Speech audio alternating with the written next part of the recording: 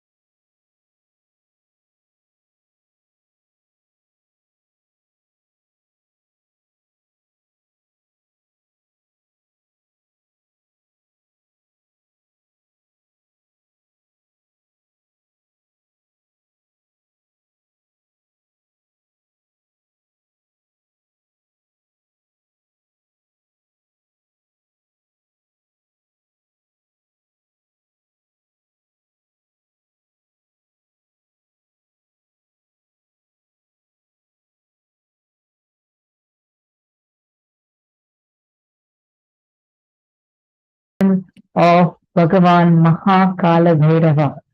Welcome, Nithyanandam, yes, Nithyanandam Boy in Jackson Dong, Yang Shuma, Mamsakala, Ma Jennifer, Haley Shlak, Ma Vimala Nandiyar, Ma Prema Tarki, Ma Nitya Naresha, Ma Saroj Oplish, Ma Anandeshwari. Nithyanandam to every single one of you that I share with us. Today is a very, very, very exciting day. It's Nithyanandam, Shane Dennis, Jian Chang. Wonderful. So today we are going to be learning about death. Understanding one of the most, I should say, mysterious yet one of the most definite aspect of all our lives, which is death. And we're going to be understanding what death is, and most importantly, we're going to be having a very special, powerful death meditation process. So today we are going to be experiencing the conscious death process, and we're going to be learning of how to overcome the fear of death. Understand?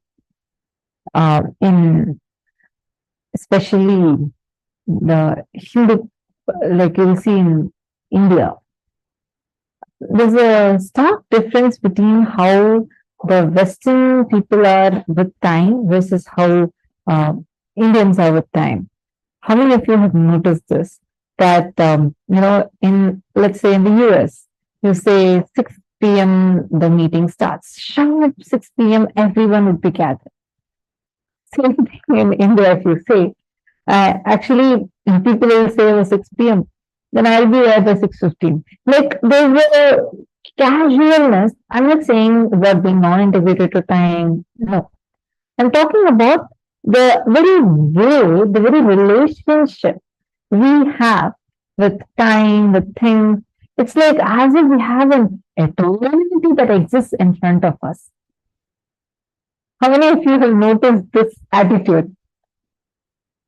See, that is because deep inside, we know that we exist forever, even if not just within this birth, but if I want to finish this, I can assume another body again, is the strong, powerful cognition that is deep inside us, which makes us be like this. Once again, I'm not saying that, okay, you should be casual with time. I'm just saying the cognition which makes us be like that. Now, why is this important? If you see, all religions in the world started with one quest, a quest to understand about death, a quest to understand what happens after death.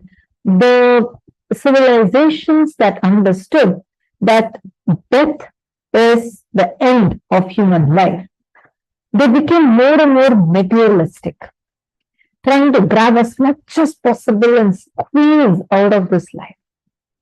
People that understood that death is not the ending of life, because even after you leave this body, you can assume another body, because it's life is life, taking a new body, living, again dying. The cycle of birth and death, birth and death, birth and death keeps continuing. This civilization expanded, exploded spiritually. Understand? Today, we are going to be touching this very, very, very sensitive topic about death. Something that which all of us know definitely it's going to happen, but which we all continue to believe as if we are not going to go through it. Like, we don't even remember it. You start remembering about death in the old age. But we're not talking about getting powerless and, like for me, this word death used to frighten me. Like, really frighten me. I used to never be able to even hear that word. But this is something that all of us are going to, at one point, experience in our life. When you understand the secret of death, you will go beyond the process of dying. Even during your death, you will be living. Otherwise, when you do not have the right understanding of death, even when you are living, you are only preparing yourself for death. Understand, all the fears you have in your life are rooted with one fear, the fear of death. Because that is the root of all the anxieties, phobias, fears that we carry. And today, we are going to be learning the secret, sacred sign of what is death, how to overcome the fear of death, and how you can conquer death, how to live beyond death, how to experience the state of Jeeva Samadhi. Swamiji always says, death is not a full stop, it's only a comma. And this is one of my most favorite quotes. I've repeated it like n number of times, but I still like it to have the joy of repeating it. Swamiji tells, for a person who does not know death, every moment he is dying. For a person who knows what death is, even through death he lives. Understanding about death is very, very important because we all have death is like that unfriendly or a scary concept in our life. But it's one of the most profound things that one can experience. The understandings that you have about death, the experience, the cognitions that you have about death, and all the incompletions, everything is going to be healed today. And you're going to be redefining, you're going to be like laying the path for your graceful exit from planet Earth. When you leave, you will leave in such a grace that even death will be a celebration for you. That is what we are going to be learning today, and hope all of you are going to have a good time and learn a lot of powerful cognitions. So let's get started. I just want to tell one thing. This is not about being life negative. This is not about experiencing death. No. It's not that. It is overcoming the fear of death by doing a conscious death process. Understand, Hinduism does not promote suicide. Suicide, Atmahatya, is banned in Hinduism. We are not even allowed to think in that direction. We are not allowed. Death and getting the right understanding of death will only liberate you from the cognitions, fears that you have, phobias that you have developed in your life. So now, without further ado, let's enter into the very first session. The first session we are going to be entering into is learning about Maharloka. Each day we are actually learning about different lokas or different samadhis. Today we are going to be learning about Maharloka, the largest loka in the universe. Because today we are also going to be receiving the initiation into Akashic readings. So the Maharloka is the loka, the abode where we have 14 planes of existence. We have learned about it in the first 2-3 days of the program. How there is like horizontal time zones, there are vertical time zones. Now, in these vertical time zones, there are 14 planes of existence. Whatever universe that we know of, there's only one plane, which is the Bhuloka. There are 7 planes above, 7 planes below. So, in that one of the lokas above is called as Maharloka. Now, Swamiji is going to be explaining about what is the Maharloka. So, let's all listen to the revelation now from Swamiji.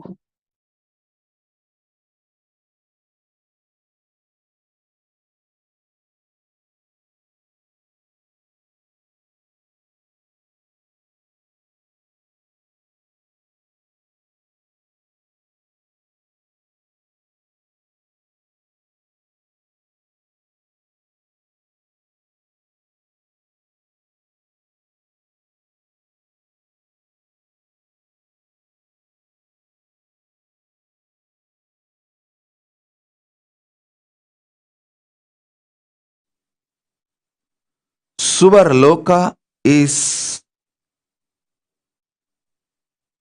like absolute peace and joy and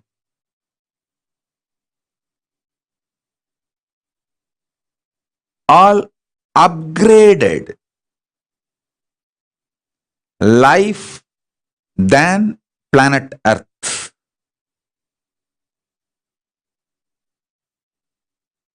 Maharloka is much higher than Suvarloka. Higher level beings go there. When I utter the word higher level beings, don't have self-doubt, self-hatred, self-denial. Whether you are qualified, are you higher level being? Please be very clear. Let me make it very clear.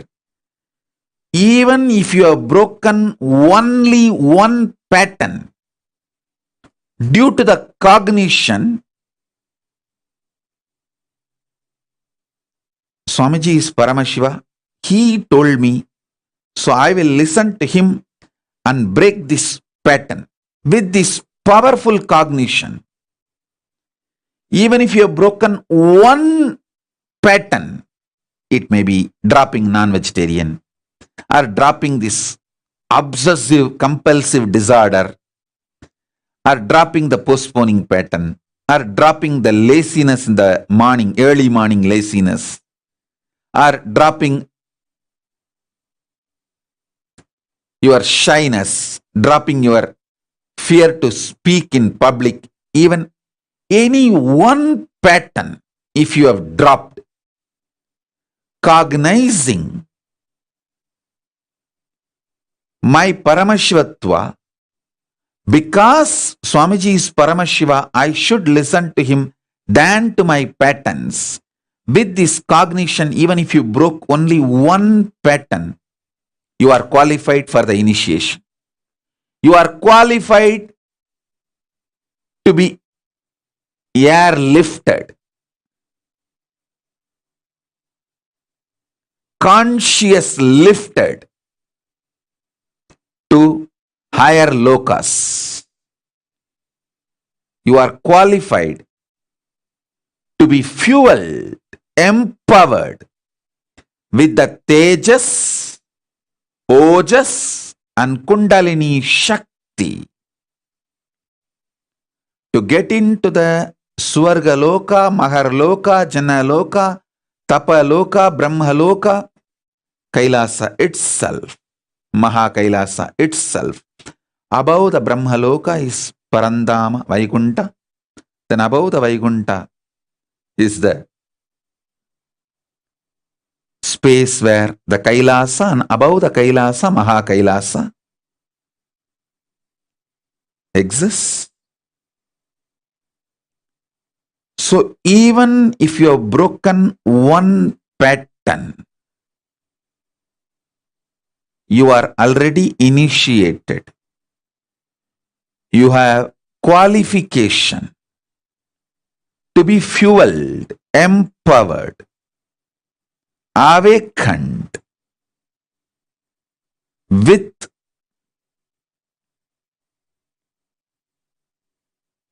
Tejas, Ojas, Kundalini, Shakti, entanglement, Shaktipada, Shaktinipada, initiation, and conscious lifted. Don't worry. Drop the self-doubt, self-hatred, self-denial.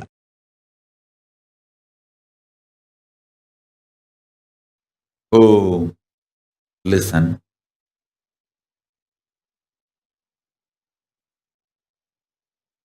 I'll tell you one small incident happened. Once in the energization, one person came to me and said, Swamiji, give me my past life memory. He wanted to know what he was in the past life and the past life memory.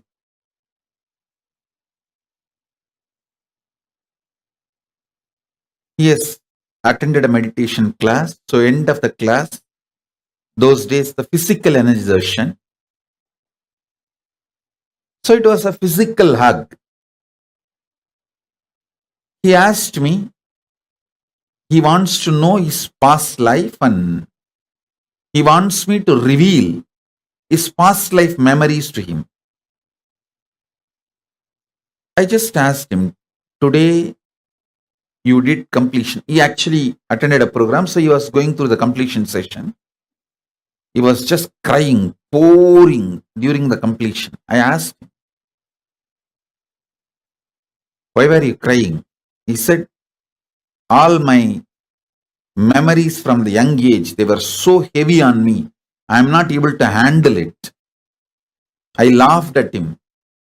He was maybe 40-year-old person, roughly 40. I told, just your 40 years of memory you are not able to handle. If I give you the past life memory, how will you handle? Don't you see you will go mad? He said, yes, Swamiji.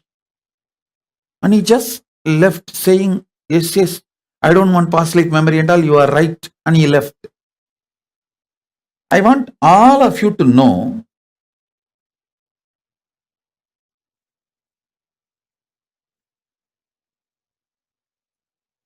what he did is wrong.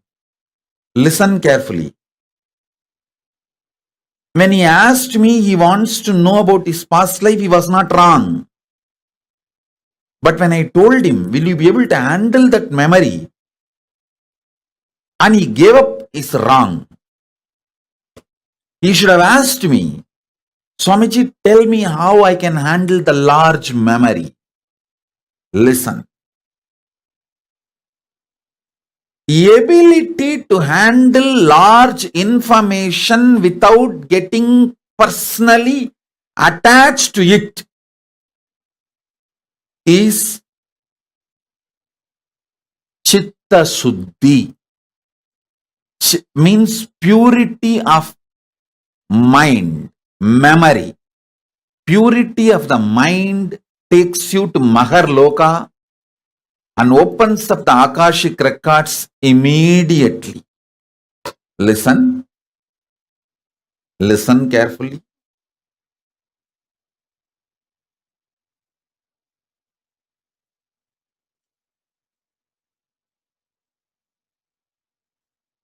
I am not teaching you any self-development shit. No, I don't believe in that.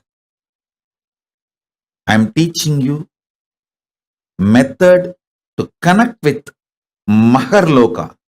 Maharloka means Mahaloka, that largest universe, and have access to all the knowledge of cosmos. Listen. But I am not teaching you completion for any frictionless existence. I am teaching you completion to connect with Mahaloka, Maharloka.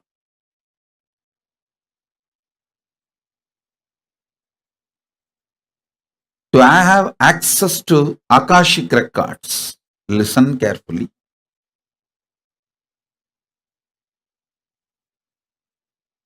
Understand?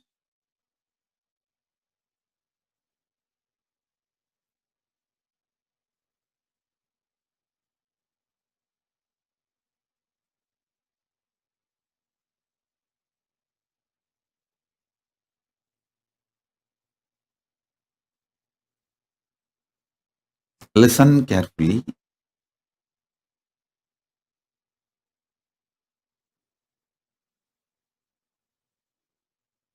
Handling large amount of material information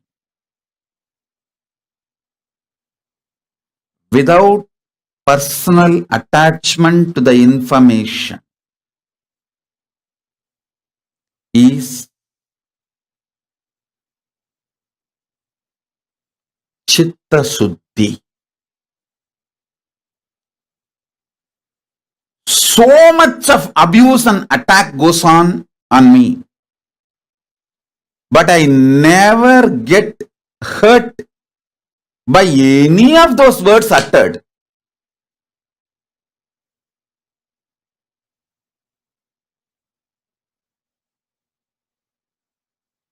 So much people praise me. Oh, you are Paramashiva, you are this, you are that.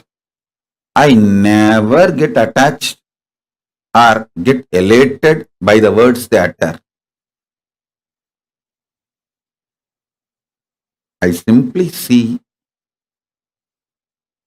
how each person can be helped from the level they are.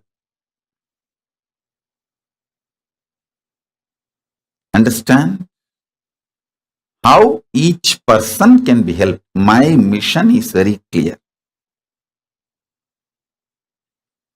Make your vision for life clear. Do not allow cheap people's strong words, good or bad. Listen carefully. Cheap people's strong words, whether good words towards you or bad words towards you, do not give respect for it. From right person, even if it's a good word or bad word, give complete attention to it.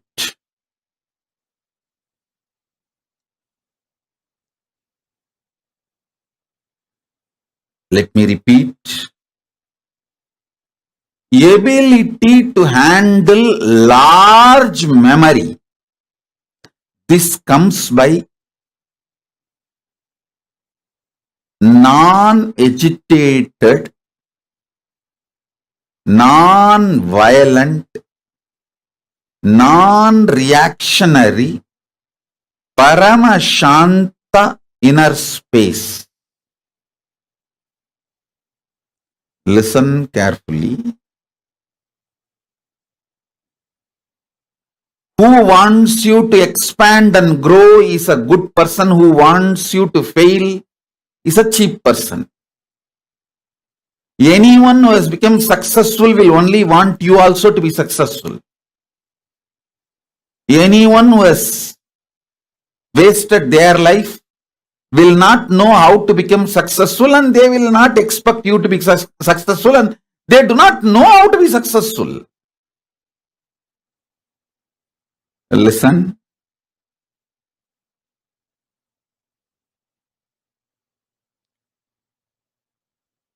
More and more peace inside you, more and more past memories will be awakened. More and more peace inside you, more and more Akashic records will be opened. More and more peace inside you, more and more Maharloka will open. All of you take only one decision. Every day your sleeping time should be the time for deep completion. See, before falling asleep, if you develop the habit of doing completion for 20 minutes, 30 minutes, till you fall asleep. Even if you are tossing on the bed, just practice completion, do completion. Your breathing will be aligned towards deep sleep and you will fall asleep. If you do completion and fall asleep, the peace inside you will become like how the ice becomes intense spatika. Same way the peace inside you will become Paramashanta. Listen. Ice. For a long time, if it was not disturbed, if it did not melt down, it will get solidified and that becomes spatika. Ice added with a quality of carbon becomes spatika linga, spatika stone. If you received Atma Linga, you will know that is spatika actually. Spatika is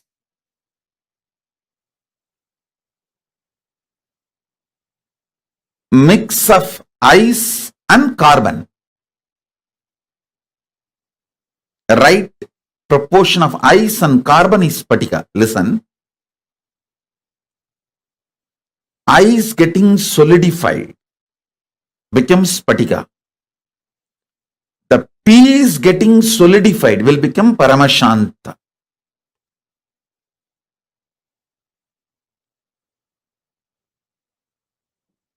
One of the greatest achievement human beings should do in their life is this Paramashanta.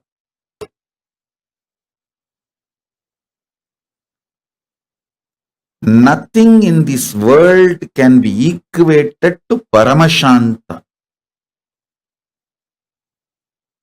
Other times you can do completion, but before going to the sleep, it should be compulsory, so that the peace gets solidified inside you, like it becomes a rock of peace on which you can stand forever. Your being becomes like a Spatika Linga.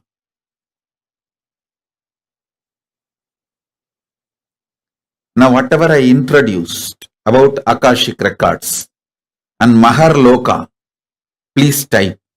Then I'll take you to the next step. Oh, listen. I'll repeat again. Listen. Whenever the memories come up in you, when you get personally attached to it, you flare up. One bad word uttered by your father or mother or uncle 10 years before, still you flare up and suffer for it. Listen carefully. One disrespect done to you 20 years before in some friends meeting or family gathering, even now you remember and flare up. This is what I call getting personally attached to memories. I'll tell you one story. When you hear somebody else got disrespected, you don't flare up. But when you feel people who are your own or you are disrespected, you just flare up. This flaring up due to personal attachment reduces your ability to live. Listen carefully. Your freedom is not your ability to physically travel where you want. Your freedom is your ability to mentally travel freely without getting agitated by your inner violence and personal attachment with memories. Listen. This is the right definition of freedom. Freedom means your ability to travel freely, mentally, without getting agitated, suffocated.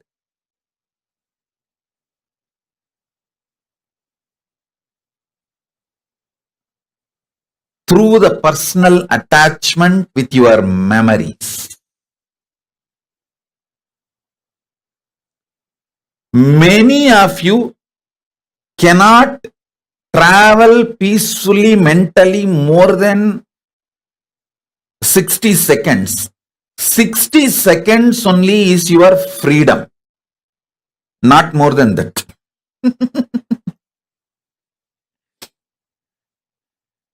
How many of you are understanding what I am saying?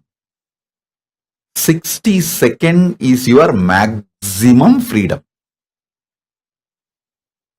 Actually, the freedom should not be calculated in the length, but it should be calculated in the time.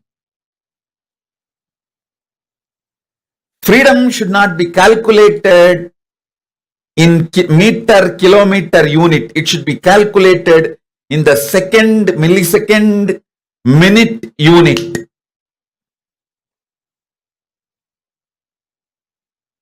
It should be calculated in time unit.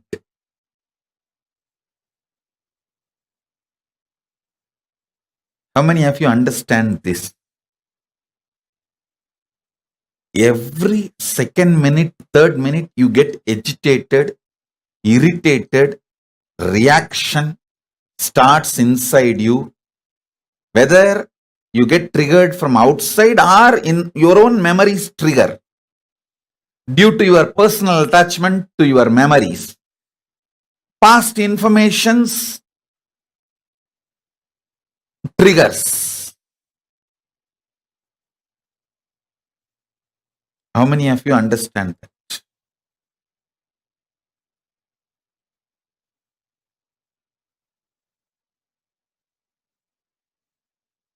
Now,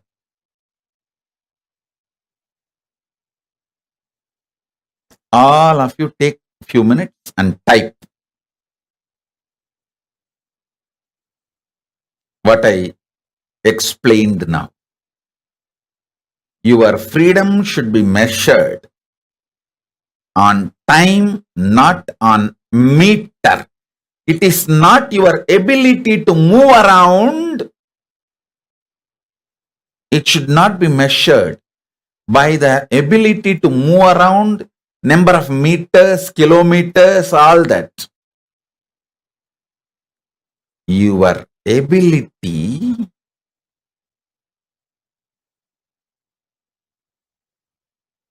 to move the world around, to move the things around you is the freedom. I don't move even out of the room I am staying, but I move the whole world.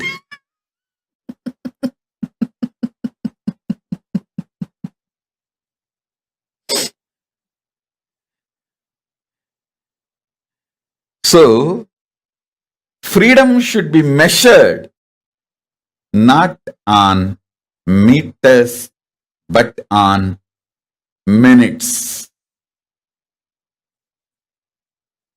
The whole shift needs to happen about measuring the freedom.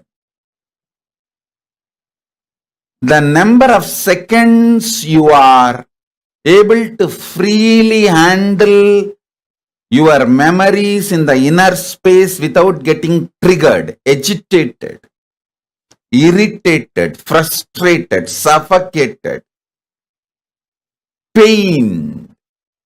That many seconds you are free.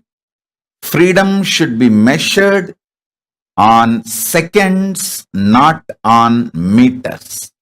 Not on meters, but on minutes. You are all measuring the freedom based on the meter. How many states you can travel? You are free to travel. How many countries you are free to travel? How you call that as a freedom?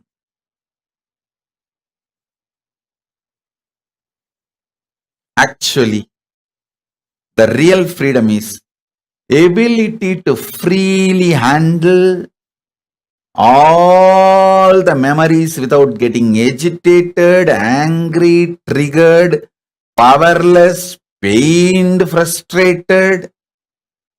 That's exactly, precisely freedom. Listen, all of you now sit casually. See, actually switch on the timer. If you have watch or timer, switch it on. Sit casually and see how many seconds you are able to sit without getting irritated or agitated by some memory, something inside. Without getting powerless, powerlessness, pain, agitation, irritation, without having any of the trigger, reaction. How many seconds you are able to sit Just see. And then put your timing now. Put your freedom minute, the freedom unit in minute. Let's see. Let's measure each one's freedom. If you understand what I am saying, this freedom, then you will be able to understand the Pusalar Nayanar story. The great Nayanar who built Shiva temple in his inner space, for which Paramashiva attended, rejecting the stone temple built outside by the king of Pallava Vamsa. Pallava king built a huge stone temple. Shiva told, your Kumbhabhishekam, you postpone it because I have to attend the Pusalar's Kumbhabhishekam, who built temple in his inner space. If you understand this concept of freedom based on minute and that Pusalar Nayanar story, you will be able to understand very well why Paramashiva decided to go to Pusalar Nayanar's inner temple.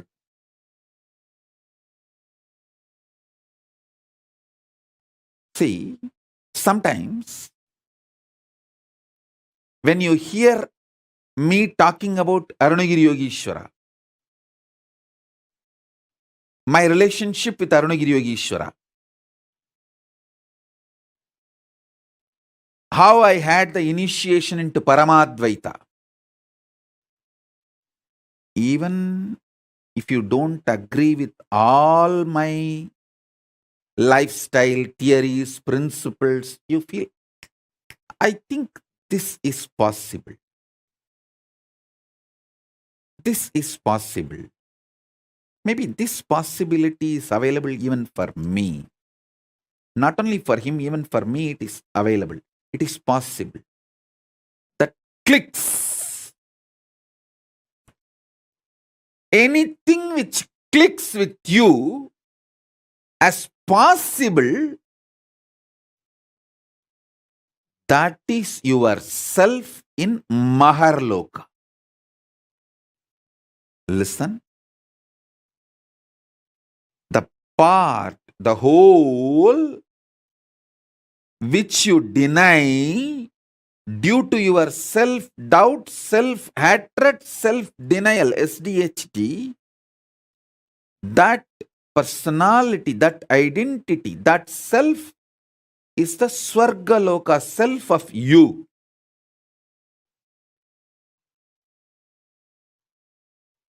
When I describe my higher possibilities, if it clicks with you, I feel this is possible even for me.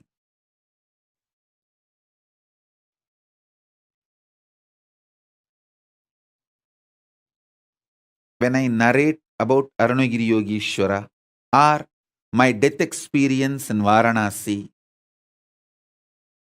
or my enlightenment experience in Arunachala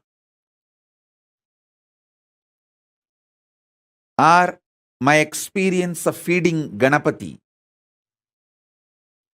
how many of you feel, this is possible even for me? I don't think he is lying there. He may be doing many things which I may understand, may not understand, but he is not lying there and he is not telling lies. This possibility exists. Even I feel it is possible for me. How many of you click with those possibilities? Raise your hand. If it clicks with you, that personality, that self of you, which clicks with the higher possibility, is your identity, your self in Maharloka, Mahaloka.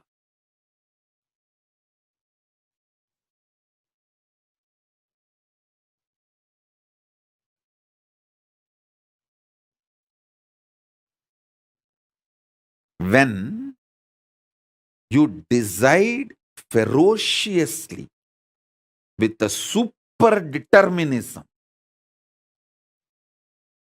will persistence to face your highest possibility which is clicking with you. You manifest yourself, you face yourself spontaneously in Maharloka. I tell you, when I heard the story of Nambiyandar Nambi feeding Ganapati, I had the glimpse of my possibility of same. And I ferociously decided to face my possibility and manifested Maharloka here by facing my identity, myself in the Maharloka, and fed Ganapati. Ganapati ate. Ganapati ate from Nithyananda of Maharloka, not from Nithyananda of Bhuloka as you think. Finally, all 14 Loka Nithyananda merged into this Nithyananda as Paramashiva. But when Ganapati was eating, he was eating from the Nithyananda of Maharloka. Nithyananda, address, Makarloka, Maharloka.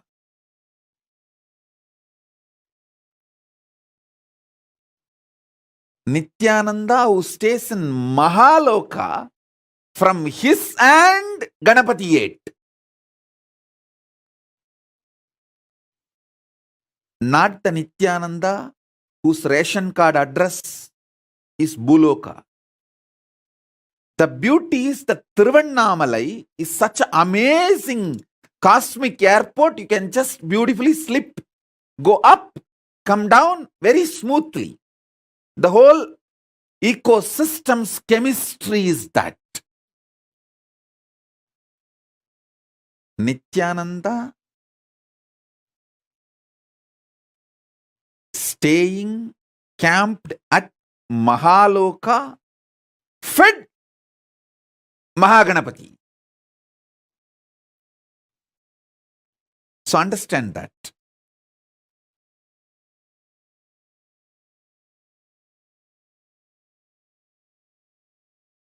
At the age of 3, when I tried to connect with him, I did not have a formal initiation. I heard the story of Ganapati eating food of Nambiyandar Nambi from one great Saiva Siddhanta preacher, Sri Selvakanapati. And one word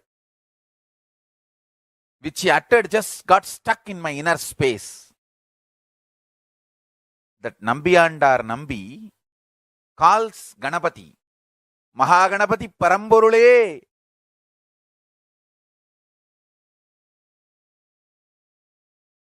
வந்து என் பூஜையை ஏற்று உண்ணமாட்டாயா?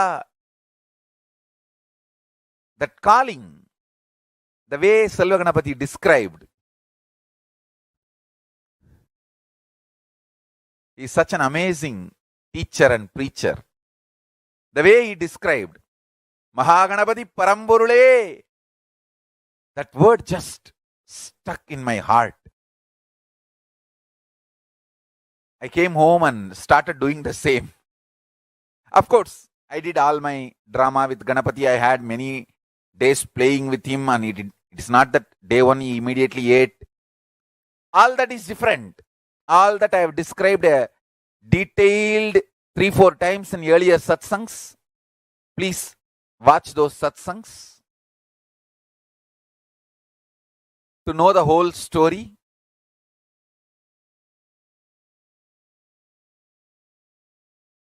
We have multiple times I have described the whole story.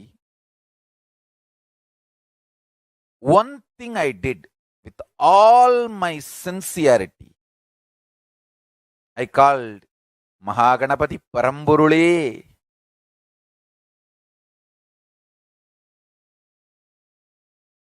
To come and have prasadam, nivedyam. Understand?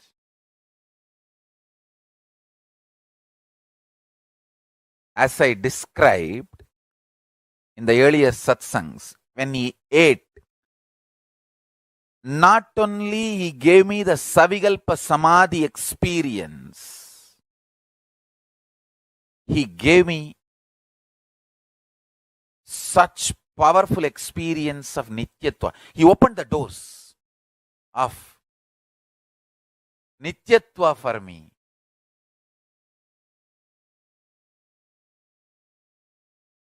It is such an extraordinary, eternal bliss.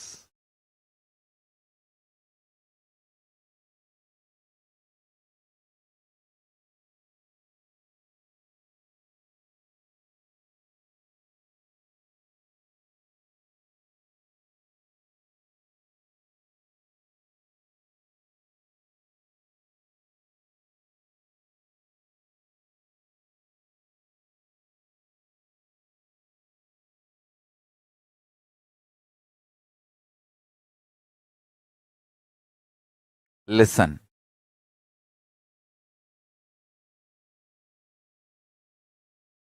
I am talking out of sheer truth, simple truth and power of truth.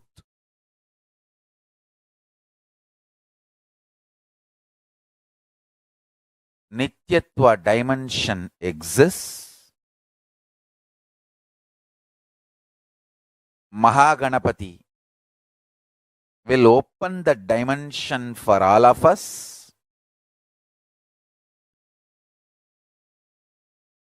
Connect with him, call him with this simple prayer, Mahaganapati Paramburule. It means that, O Ganapati, the ultimate existence, ultimate source. Paramburule means the ultimate existence.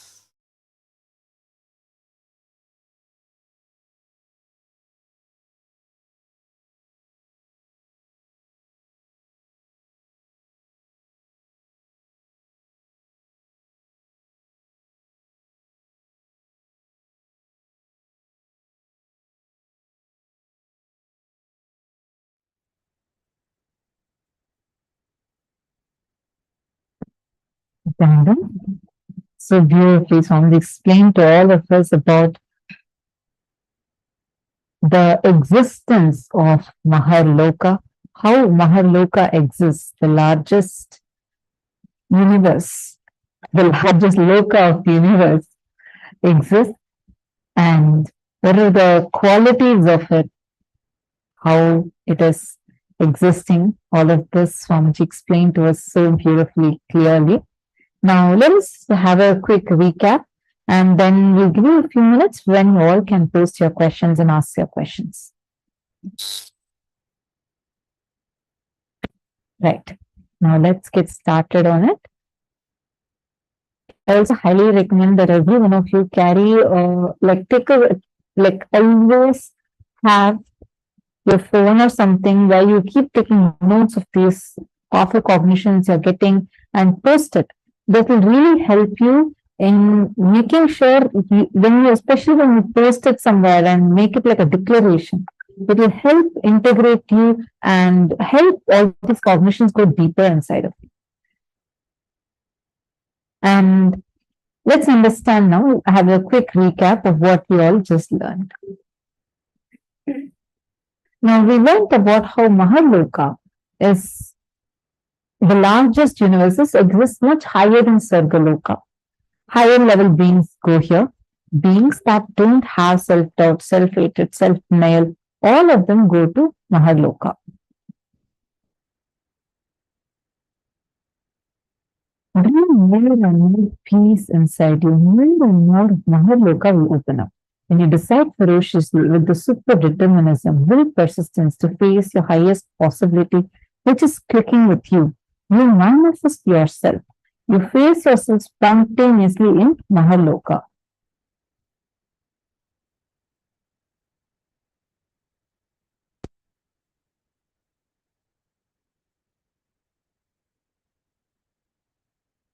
Now, what is Maharloka experience do to your physiology? It is actually captured with a PET, positron emission tomography in Swamiji's brain. And this is where this experiment is conducted by Dr. R. Murli Krishna, a very, very, very well-known scientist in Oklahoma City, USA. He's the CEO of Integris Mental Health. And this happened in summer 2004, where he reports, first, the dominant hemisphere of Swamiji's brain was more than 90% shut down. It was as if Swamiji's brain had packed up and gone on a vacation. It was quiet and still, completely at peace. And Swamiji had made it so at will. See, like how Swamiji said, right? Now, whenever like the Paramashanta in you gets deeper, literally your brain will be at your control. Actually, here he further goes on to say how Swamiji at will, like actually you cannot entirely shut down your brain. Even if, and this was when Swamiji is like normally talking, when Swamiji doing normal activities. And the doctors and scientists are completely shocked because they had never seen something like this before. And they saw that Swamiji's brain he was able to turn it on and off at will. And Swamiji is using just the frontal lobe instead of, like, usually we all use like the back part. The back part of the brain is like, there's a place called as a reptilian part of our brain, where when you as like the animals use this for all their day-to-day activities. And from this, when we respond, it's usually from unconsciousness. And it's very difficult for people to operate just from third eye. And the brain research showed that Swamiji's, this prefrontal lobe of the brain was completely active. And Swamiji could turn it off and on at will. And we'll share more about this research later. Now, take a few minutes to internalize this. Even once, just once, if you have broken any pattern saying, Swamiji is Paramashiva, he told me, so I'll listen to him and break this pattern. With the feeling connection with Swamiji, if you've broken even one pattern, with this powerful cognition, when one pattern has broken, you are qualified to experience Maharloka. How many of you here have at least broken like one pattern like this? Like, for example, it can be you became a vegetarian. How many of you here have dropped meat just because of your connection with Swamiji? Just Swamiji said and you dropped meat. Like now you don't even have a thought of meat anymore. How many of you have done like that? Put in the chat. Shane, Dennis, I think I have. Yes, I see some of you raising your hands. Samuel, you need to put it in the chat. Yeah, okay, thank you. Okay, who else? Who else were able to drop meat? Because this is something that I've seen like so many people do. The moment you're connected to Swamiji, you'll just drop meat.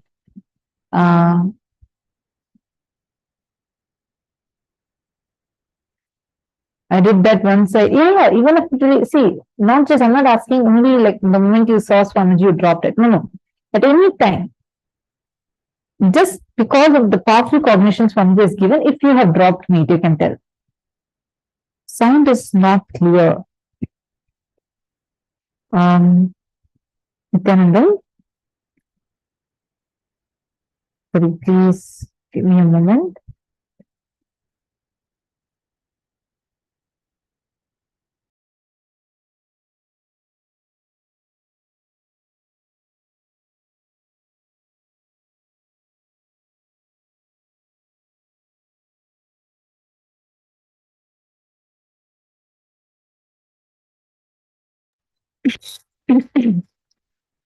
So please understand, when you decide, when you make the decision in your inner space, to start experiencing, to start manifesting that space of completion. The moment you decide and drop, that's all matters. The moment you make a conscious decision, your inner space has the ability to process, to create the reality as you want.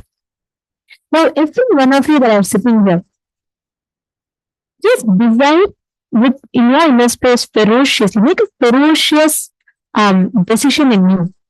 Anytime you have resistance to process information in your inner space, when you experience that Maharloka space, that inside of you, it is just so beautifully the whole process happens, such that you are able to process large amount of information in your inner space. Even if you have broken only one pattern due to the cognition that Swamiji has told me, he will do it. Your inner space will be expanding. You are qualified to experience Maharloka. Even one pattern. Now take a few minutes, write down 5 major problems, issues, patterns you are facing in life, and tell me the powerful cognition you are going to apply to break these patterns. The exact same thing Swamiji has told. He is Paramashiva. When he has told, when he is ordained, he will sustain.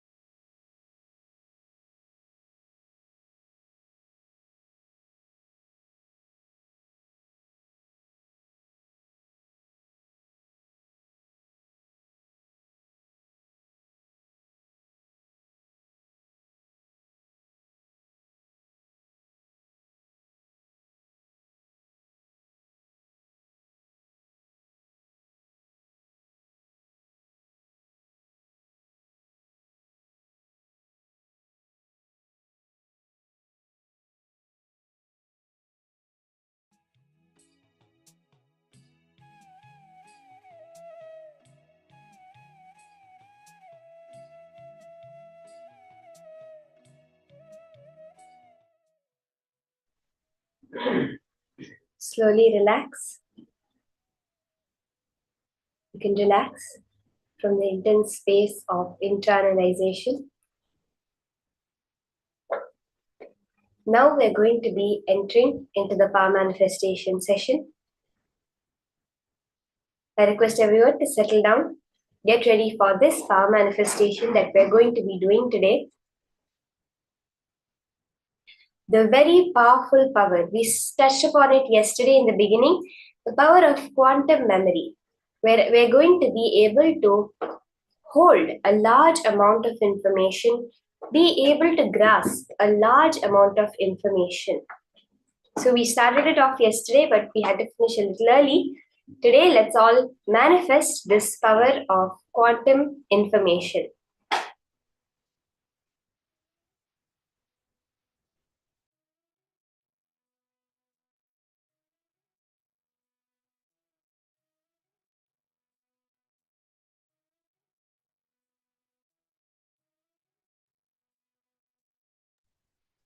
So as I was saying, very clearly Swamiji reveals that our brain has the capacity to hold up to 240 shiploads of information.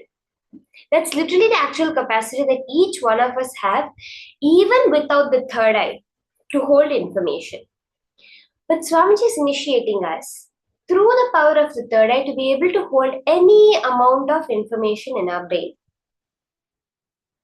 Once Swamiji came to the Gurukul, and I've actually heard this sharing from so many people, and I've witnessed it myself, that at many situations, when Swamiji is asked about some books, especially this is seen in when Swamiji will ask for some book, and they'll look for it, they'll not be able to find it, or they'll be taking a long time to find that book.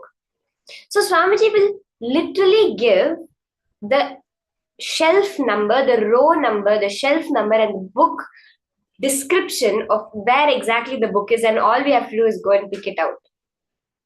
I think this incident has been shared to you many times, and I've also heard this from so many people, and I've physically witnessed how Swamiji, he says it's not that he's doing, it's because he's an incarnation it's happening or anything. It is because as a natural being itself, that is our capacity. We have been taught that we cannot do it. That's the only thing. That from a small age, we've been taught that we have to do one after another after another. In first grade, I learned my first grade syllabus. In second grade, I learned my second grade syllabus. And only if I go through all these grades, I can go to the 10th grade and pass my 10th standard. This is what we're all taught, right? But for example, me, myself, being brought up in Nithyananda Gurukul since the age of 7 years old, I wrote my 10th when I was 12 years old with barely 3 months of preparation.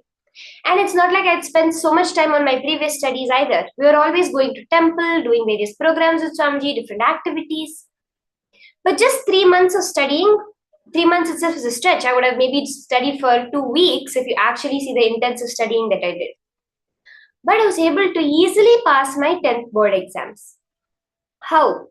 Because we are not actually a physical being. We're not material beings. Swamiji says you're not a human being having a divine experience. You are a divine being having a human experience. That's all. So when you look at it, we see the charging of our phones, right?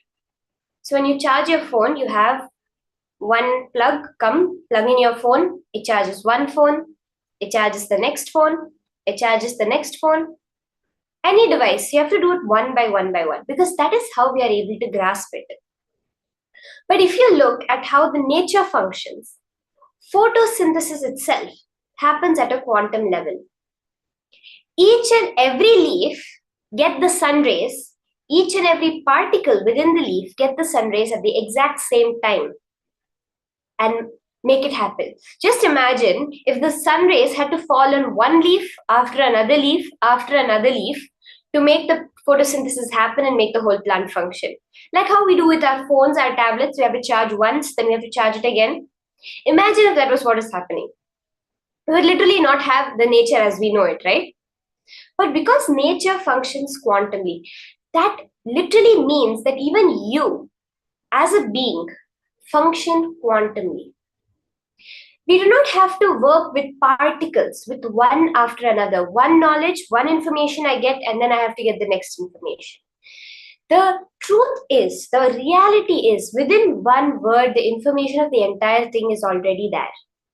As Swamiji says, Arunagiri Yogeshwara will just utter one word, but petabytes and petabytes of information get downloaded. That is how Dakshinamurti teaches, we learn, right?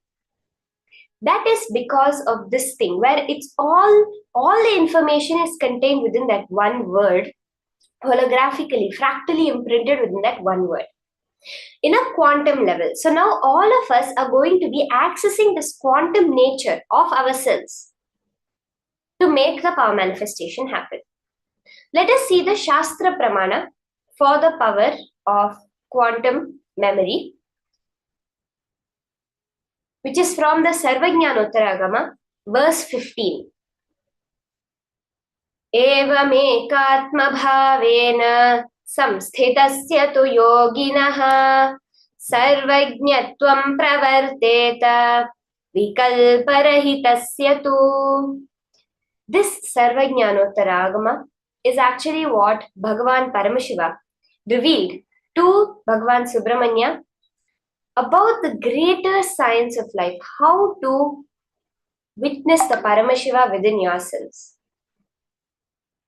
And it's such a powerful verse where Paramashiva is revealing about how we have to get rid of all the differentiating notions. When we come to that space of absolute non-dual oneness, that ekatma bhava, that is when the whole power manifestation happens. And then we have the power of Sarvajñatva gets unfolded, all knowing gets unfolded in all its fullness. As a Apta, we see the beautiful incident from the life of Rishi Ashtavakra.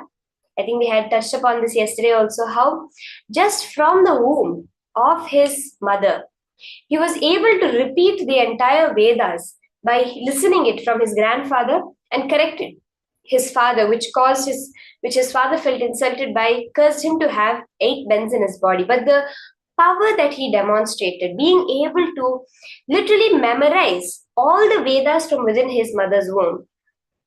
We also see this in the life of Abhimanyu. For all of those who have read Mahabharata, you will see that when Abhimanyu was in his mother's womb, Subhadra's womb, Krishna will be describing the whole Chakravyuha formation, which is a type of war formation. And Abhimanyu will be actually listening and would have learned it from his mother's womb.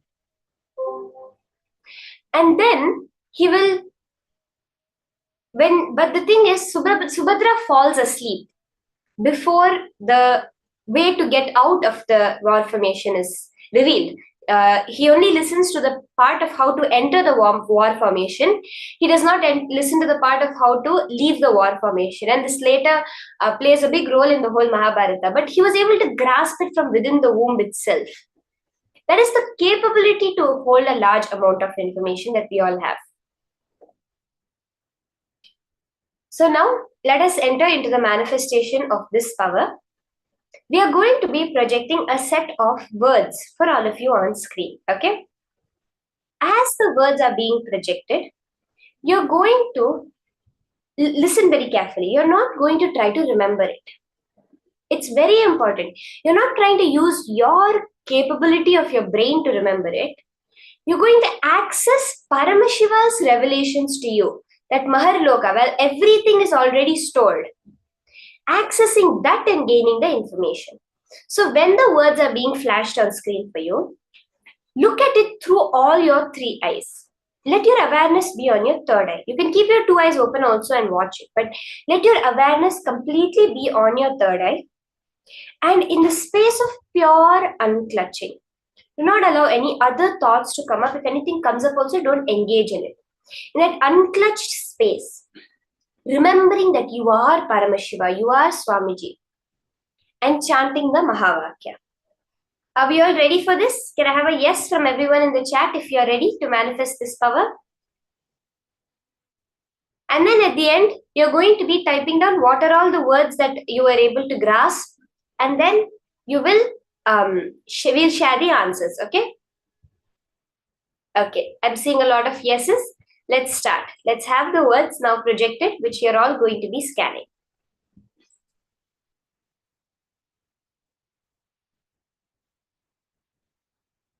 Now, through your third eye, just go through, scan each and every word that is on screen.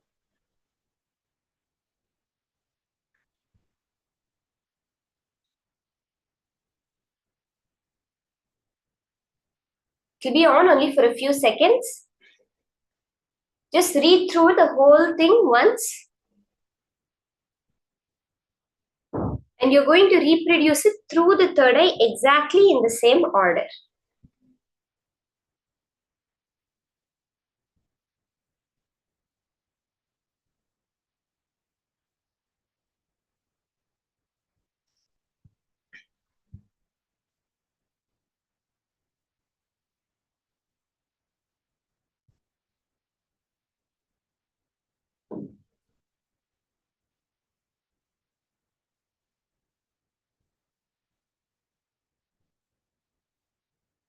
Okay, now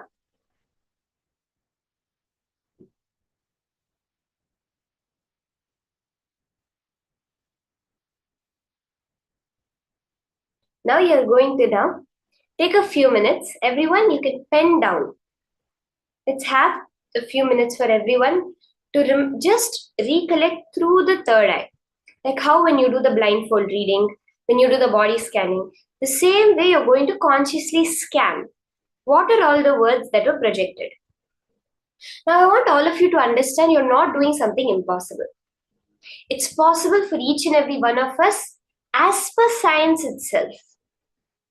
We see that when people are put into a certain brainwave state, they are able to recall things that normally we never even pay attention to. For example, the number of every single license plate on the street when they were driving to work 3 days ago, or else the meal they had 7 years ago on the exact same day.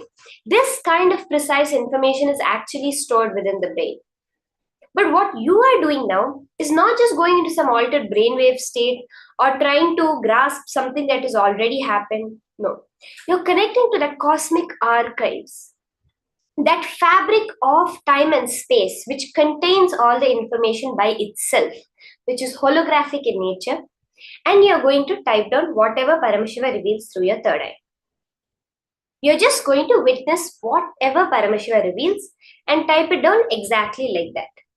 So can I request all the participants, you can start typing down. Type it as a list of all the words in the order, in the exact order, okay?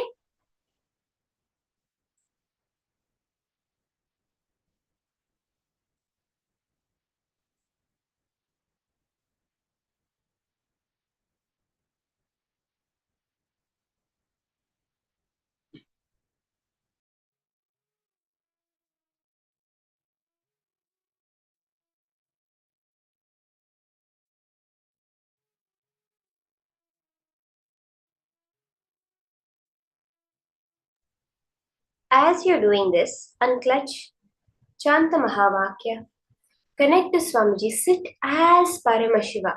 There are so many beautiful darshans Swamiji is giving. Sit as Swamiji himself, that bhava, that space that he goes into. When he's embodying Veerabhadra, see at that point, when Swamiji is sitting as Somaskandar, as Kalabhairava, he is physically becoming Kalabhairava. The same way, now physically become Swamiji and sit for the manifestation.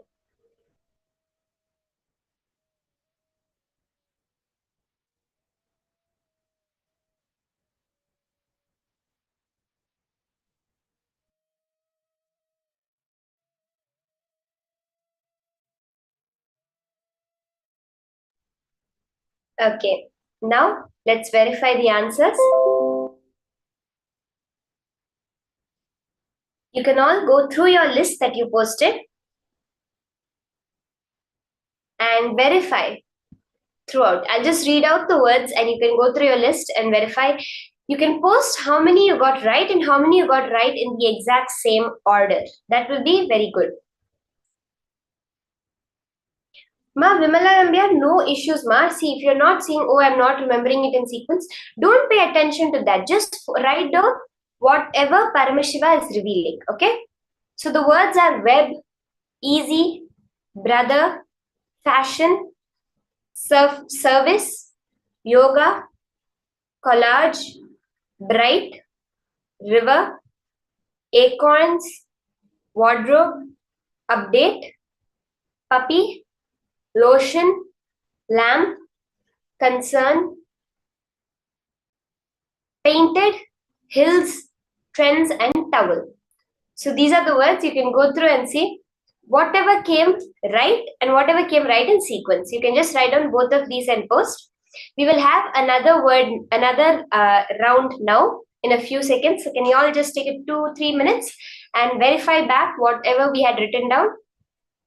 See, if you're feeling like, oh, I'm not able to remember anything, only 2-3 words are coming, we have to clearly understand now itself, the very fact that you remember shows that Paramashiva is there within you.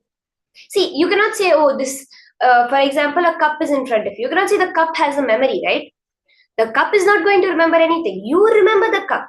But it's not like the cup every time you pick it up. Oh, I know you had some juice from me 3 days ago. It's not going to tell you that, right? Actually, your body itself is only a matter like that. It is because Paramashiva has reflected in that body, it is cognizing. And it's not that other items don't have Paramashiva. Every object is a reflection of Paramashiva, but the frequency at which it is vibrating differs. The frequency of consciousness that you are is the high frequency of consciousness. When you raise that frequency is when you really manifest as Swamiji himself. So because Paramashiva is manifesting, you have the ability to remember itself. So don't feel like, oh, I'm not remembering it. I'm not remembering in sequence. I'm not doing anything. The very reality you are seeing is Paramashiva's manifestation. Okay?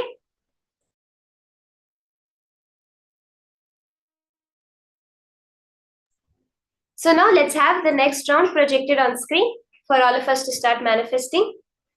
We have a few more words this time, which we're all going to be scanning.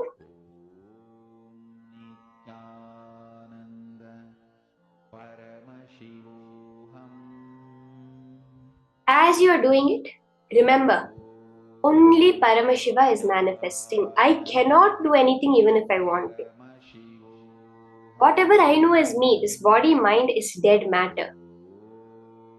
Paramashiva is the only Purusha, the only living, alive being.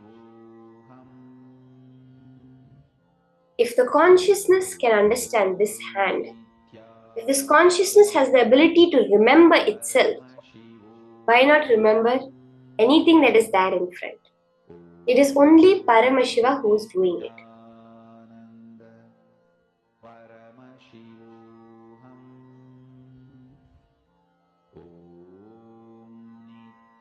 Just look through all your 3 eyes in the pure space of unclutching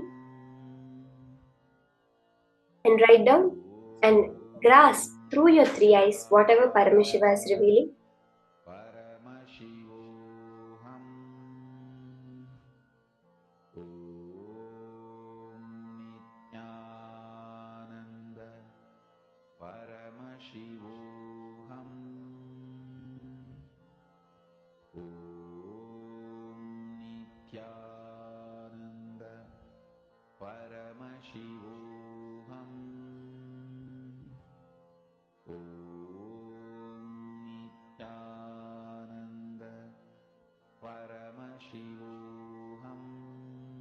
Okay, let's all now post. Let's all take a few minutes now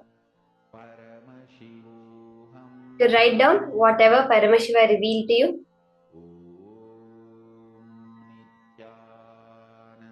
I request everyone now to start penning down.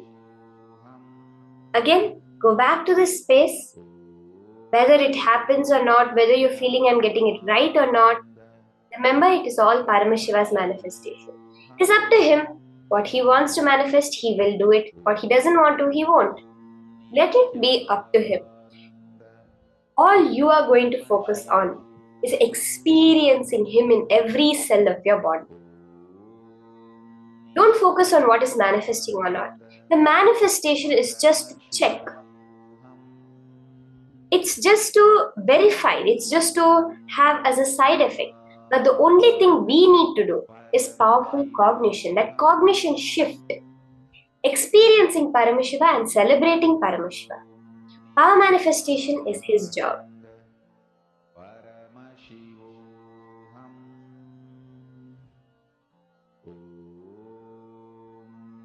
So you can write down, post in the chat. Can I request all of you to start posting it?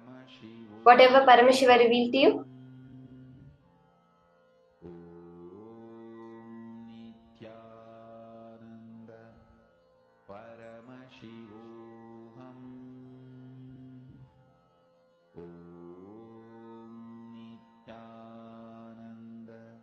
I see some people starting. You can post everything that Paramashiva reveals to you. You can just post it like that. Let's now see the answers. Let's see what the words are that were just projected.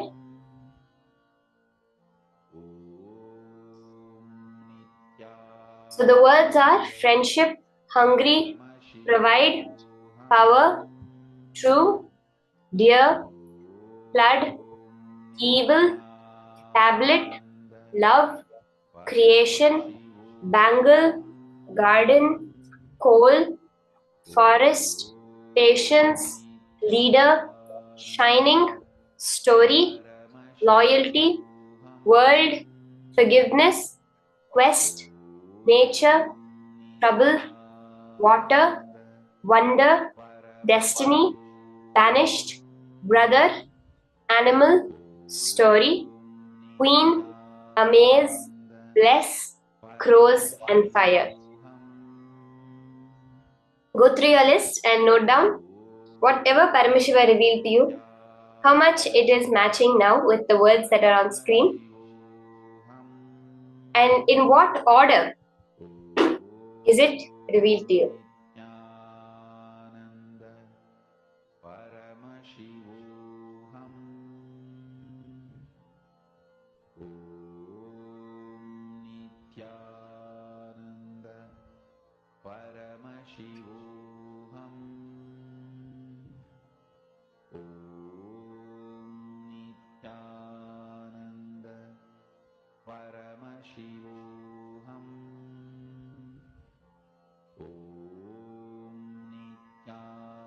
You can post whatever manifestations are happening.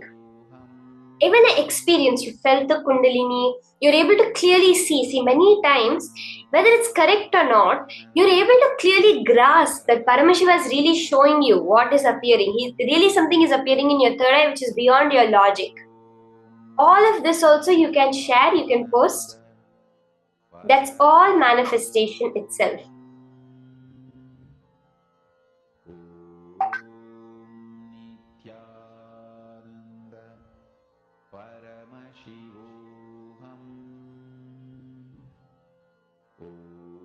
Yes, now you can post in the chat. You can all post on your answers. I see many people posting the answers, having 5, 6, 7 words. The more and more we go through it, the more and more we get comfortable, the more and more power manifestation happens. See, actually, power manifestation itself does not take time. It is just that to make the cognition shift happen is all the time takes. Power manifestation is just one cognition shift. Within 3 seconds, the shift of the cognition manifests powers. All the other time that we spend is nothing but to get that cognition shift, which is what we are having through the various sessions when we're listening from Swamiji, when we're internalizing it. It's all for that cognition shift, which will then manifest in life. One more thing is, it's not that the power manifestation we are doing is just some power, some trick or anything like that. It is a way to live your entire life itself. Like now, grasping large amounts of information, this will not just apply to this one round that you're doing. It will be in your every aspect of life. When your boss is giving you some instructions, without missing a single sentence, you will remember it. When you have some project to do, you'll not have to keep going back and referring. You'll immediately just know everything. It's like the example of, for example, you're teaching a kid, a 5-year-old kid or a 7-year-old kid about gravity. Now, when you're describing gravity, you may say that, see, this is a ball, and I throw the ball, it falls back to the earth, right? It does not go up. That is what is the effect of gravity. But you're not teaching the kid gravity so that he can play ball. You're teaching the kid gravity so that he can use it in his day-to-day life, so that he can understand the very fundamental nature of the universe.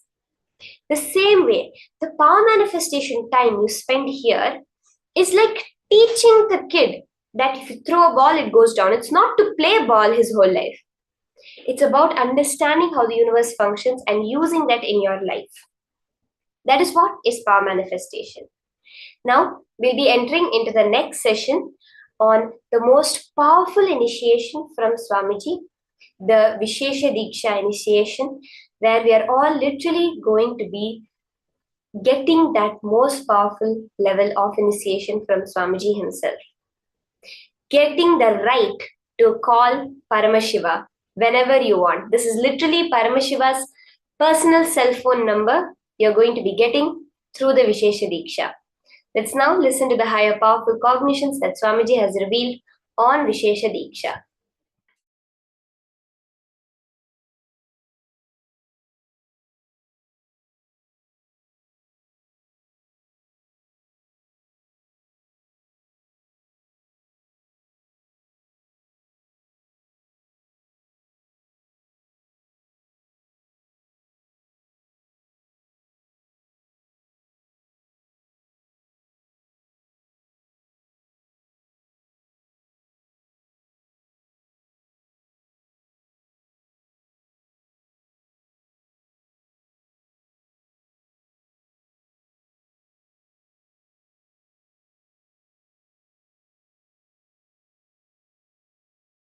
Actually, the Vishesha Diksha is fundamentally initiating you into power manifestation and opening the doors of Kailasa for you. That's literally the Vishesha Diksha. Receiving Vishesha Diksha. Vishesha Diksha is 4 reasons why it is so important. First, it directly opens your personal connection with Paramashiva and Kailasa space. Second, you are initiated into all the power manifestation signs. Third, you have personal, intimate version of Paramashiva, Atma Linga, for yourself. Fourth, unimaginable benefits, health, spiritual, everything starts with this initiation.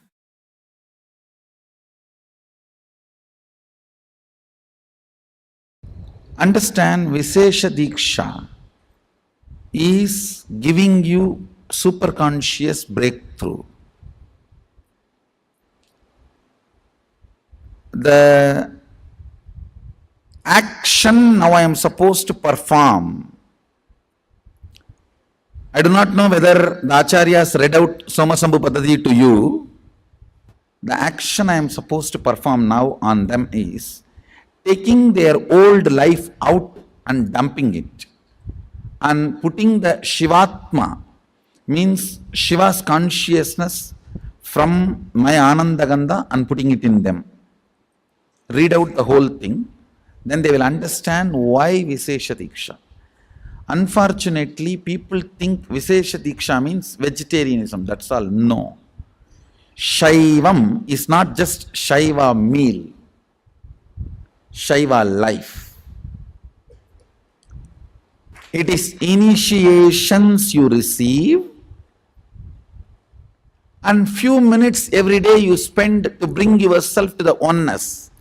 Puja is nothing but bringing you to oneness. For example, I give you my personal cell phone number and tell you, every day and one particular time, if you call me, you can talk to me directly. Are you going to take that as a load work? Oh, every day I have to call. Or are you going to feel, wow, I have a direct access to him. Every day I can, few minutes, I have a direct access to him. What are you going to feel? Puja is giving you Sadashiva's personal cell phone number. He has committed to me, whoever I initiate. When you connect with him, he is committed to me, he will respond to you. I am authorized to give you his personal number. Puja is nothing but giving you the authorization to call him at particular time. And he has committed to me, he will respond to you. Vishesha Diksha is nothing but giving you his personal number, hotline connection. So every day during the puja, that few minutes you can connect with him in oneness, and he has committed to me, he will respond to you. Understand? I am authorized exchange for him. He has given me the authority. That is the reason I am sharing. One more thing I want to tell you. Sometimes people come and try to tell me, oh, non-veg food is a human right. Being human itself is not right. What stupidity you are talking about non-veg food? Your body is not made for that. I am not talking from the sense of moral. If you want to evolve into the next level, don't eat poison. Vishesha Diksha demands only two requests from you. One, you need to be vegetarian. Another one, every day at least 10 minutes you need to bring yourself to the oneness with the puja. 10 minutes is too less time. It doesn't take more than 10 minutes, I know. It's too less time. Sadashiva is demanding to respond to you every day and keep yourself in oneness. Actually, I don't promote any other spiritual practice. People ask me, should I do this technique, that technique? Twisting the eye and looking here and blowing the nose, this corner, that corner. I don't give you any technique. I only ask, connect with him in oneness 10 minutes a day. I think maximum it takes 11 minutes.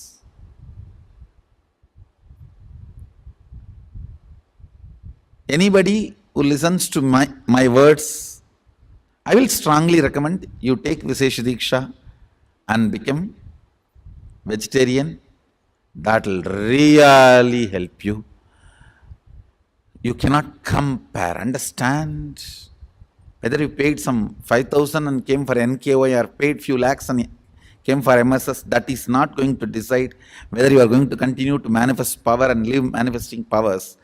Whether you take Vishesha Diksha or not is only going to decide whether you are going to manifest powers or not. So please understand, the secret is in initiations and aligning yourself to the oneness, that's all. So I have to be integrated to Mahadeva, so I am revealing the truths as it is.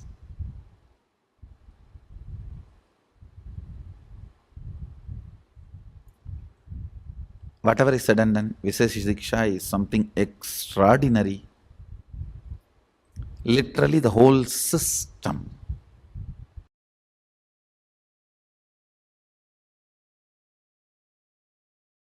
Listen, I'll repeat. Paramashiva is real and he is available now, here, for all of us. Keep this as your inner space and cognition. Listen carefully, I'll repeat. Whatever cognitions you carry is the source of energy, life for your system. The cognition you carry decides how this is going to function. Your inner image, outer image, others image, life image. All the four are defined by the cognitions you carry. Your cognitions are your fuel. your cognitions manifest your life. So carry this powerful cognition today. Paramashiva is real and is available now here for me. Carrying this cognition inside, chant Mahavagya, Om Nithyananda Paramashivoham. Based on this cognition, build your inner image, outer image, others' image, life image, and manifest powers. You will manifest all the powers.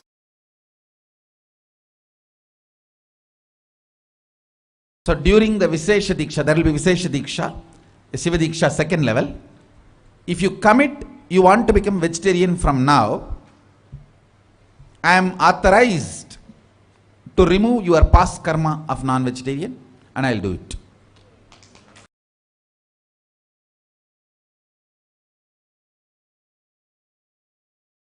Upasana is literally Samipya Mukti and Sarupya Mukti merges into Sayujya Mukti. Understand?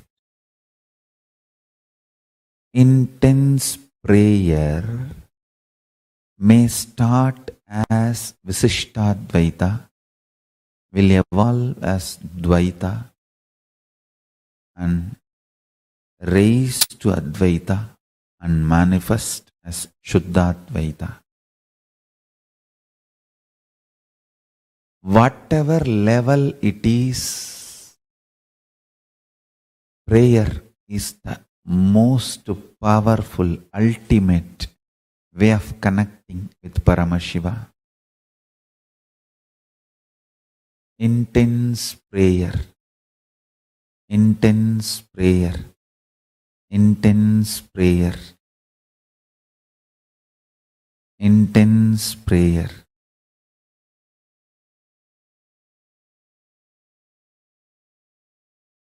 When thousands worship you, why do you bow down so much in front of the deities? And understand, this is the secret. When you sit in oneness, you should know very clearly, even when I pray, I am you.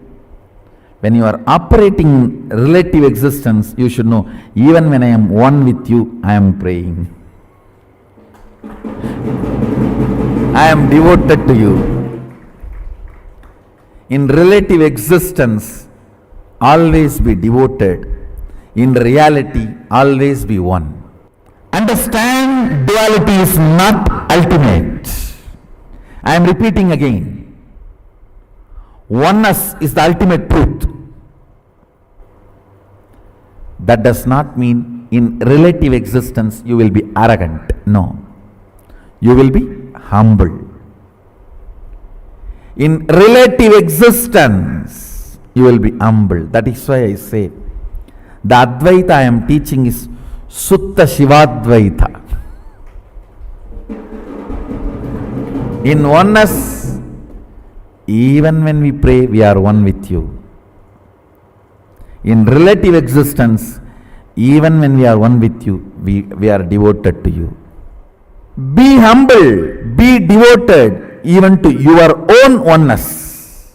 Sometimes when I go to devotees' houses, I directly go to puja room and do the puja. Some of the devotees will keep my photo also. When I do the arti, I have to show to all. I cannot move the hand. I have to show all only. They ask, what is this, Swamiji? You are showing arti to your own photograph. What can I do? It is the symbol of my oneness. I am devoted to that.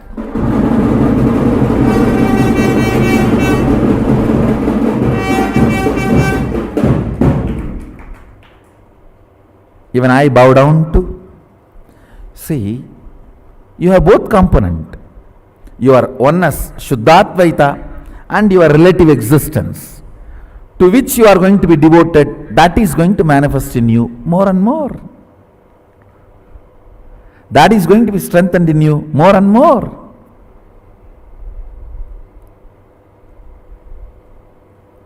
Kailasa is the space of ultimate oneness.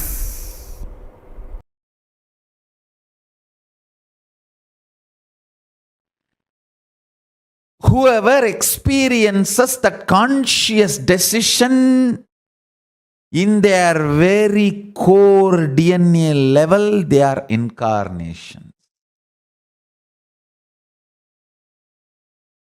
It is possible for you.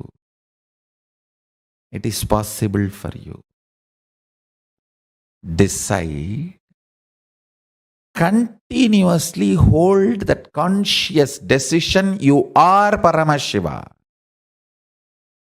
And tell Paramashiva, Prabhu, Mahadeva, I know you reside in me. I invoke you with all my being. Please open up. Let your conscious decision capacity manifest in my DNA and upgrade myself from the natural selection process to conscious decision process. Listen. You do not need anything more than consciously deciding Paramashiva. He is waiting to manifest in you the moment you decide him. Today, make this decision. I decide consciously, let ultimate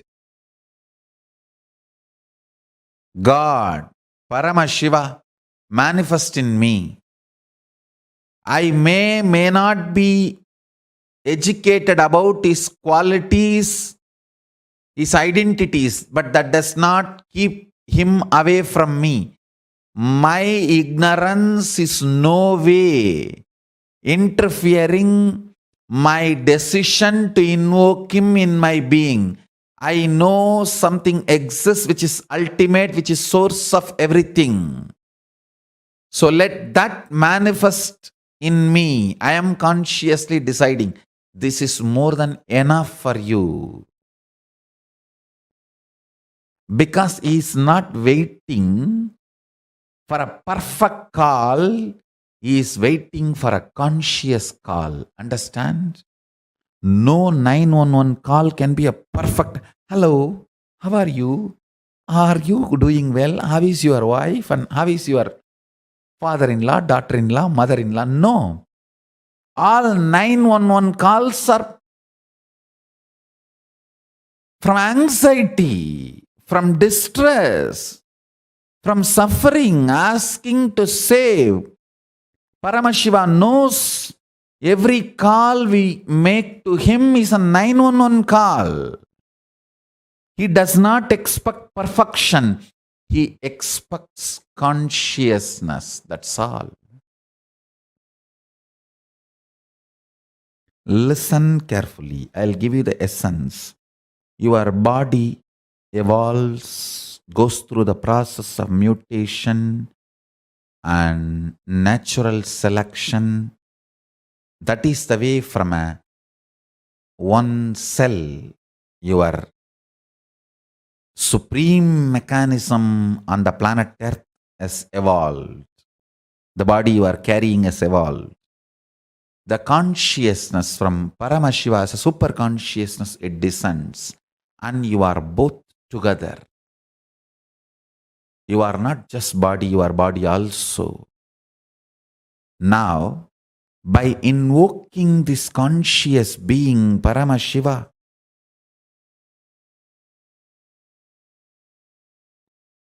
you are letting him manifest his quality of conscious decision as a default natural functioning mechanism of your DNA instead of natural selection methodology. In natural selection methodology, you can only select from any available possibility and permutation combination of that. It will only lead to only growth, maximum good growth, that's all. But if you allow this conscious decision process of Paramashiva in you, by invoking him, connecting with him, declaring oneness with him, declaring your integrity and allegiance to Mahadeva, Paramashiva, Just the very declaration is enough because he is waiting. With the declaration, he rushes into you, gushes into you. He just opens the floodgates and explodes into you and changes your DNA's natural selection methodology to conscious decision methodology. Understand, when your DNA decides to shift from natural selection to conscious decision, you manifest powers. Because power manifestation is a breakthrough, not growth. Now what I am talking is real initiation into Hinduism. Only when you understand what I am talking now, you are initiated into Hinduism. This is the real introduction to living Hinduism. No words minced. I'm a ferocious guy. Ferocious people doesn't know to mincing the words. I'm Shivagana. I don't know how to mince words. Understand?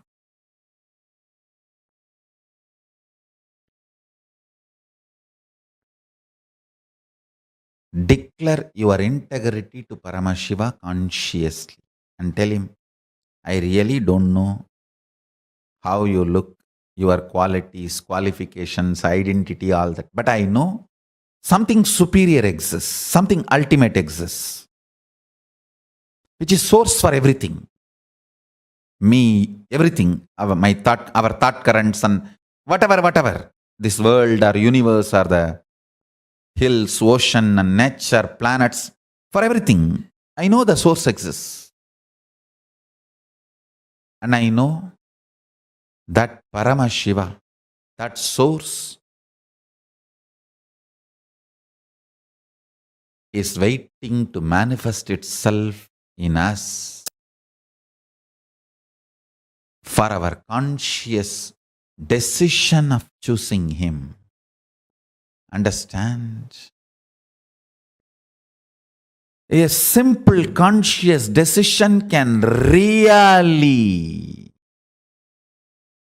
shift you from natural survival process to conscious decision process. And your whole DNA gets upgraded. Your whole system gets upgraded.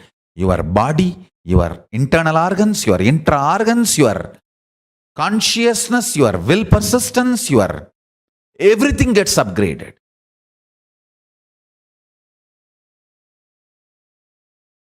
It is like Paramashiva starts breathing through you. He starts beating your heart. He starts moving your blood. He starts functioning in your Jataragni intestine. He starts filling prana in your lungs. He starts moving your muscles with energy. He creates thought currents in your brain. He creates, he operates, he manifests. From the methodology of conscious decision, not natural selection. This breakthrough is what is initiation. If you experience this breakthrough, you are called Dvija, initiated into Hinduism.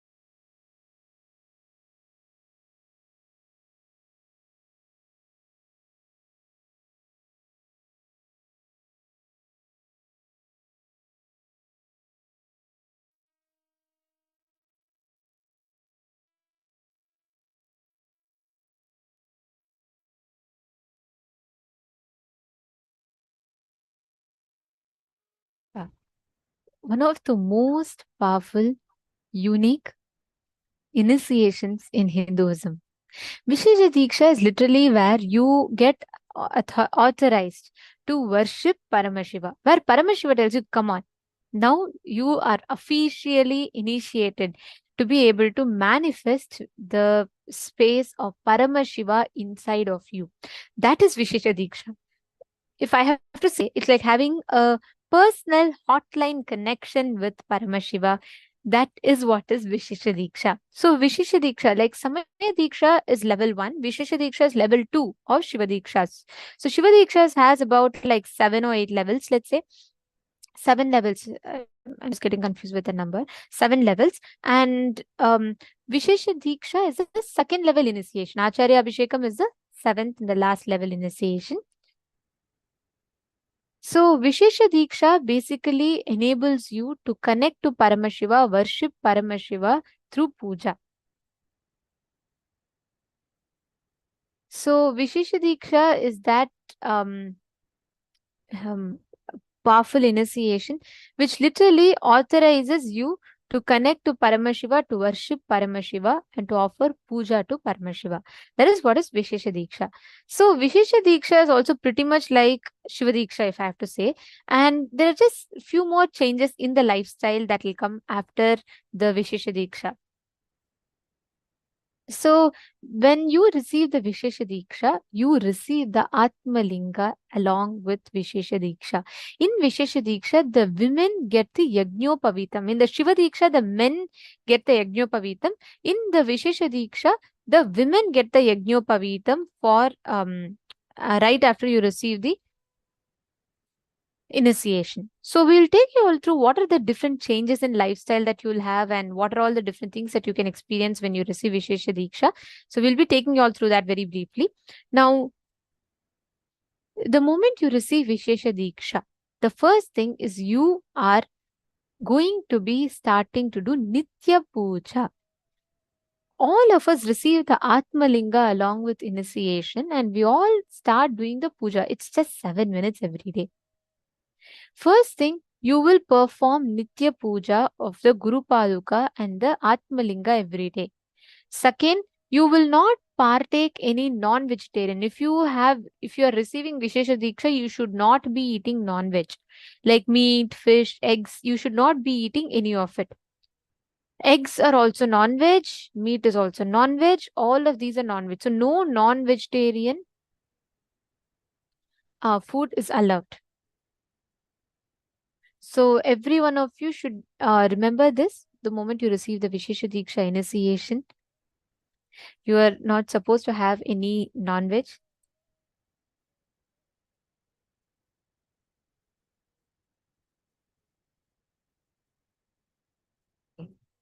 And next thing, when you receive the Vishesha Diksha, right, the first thing that starts happening to you is you start experiencing Paramashiva manifesting in your inner space.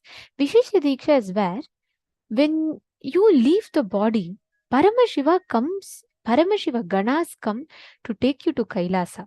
You will not be having the same normal cycle as that of a person when he or she leaves the body, what they will have.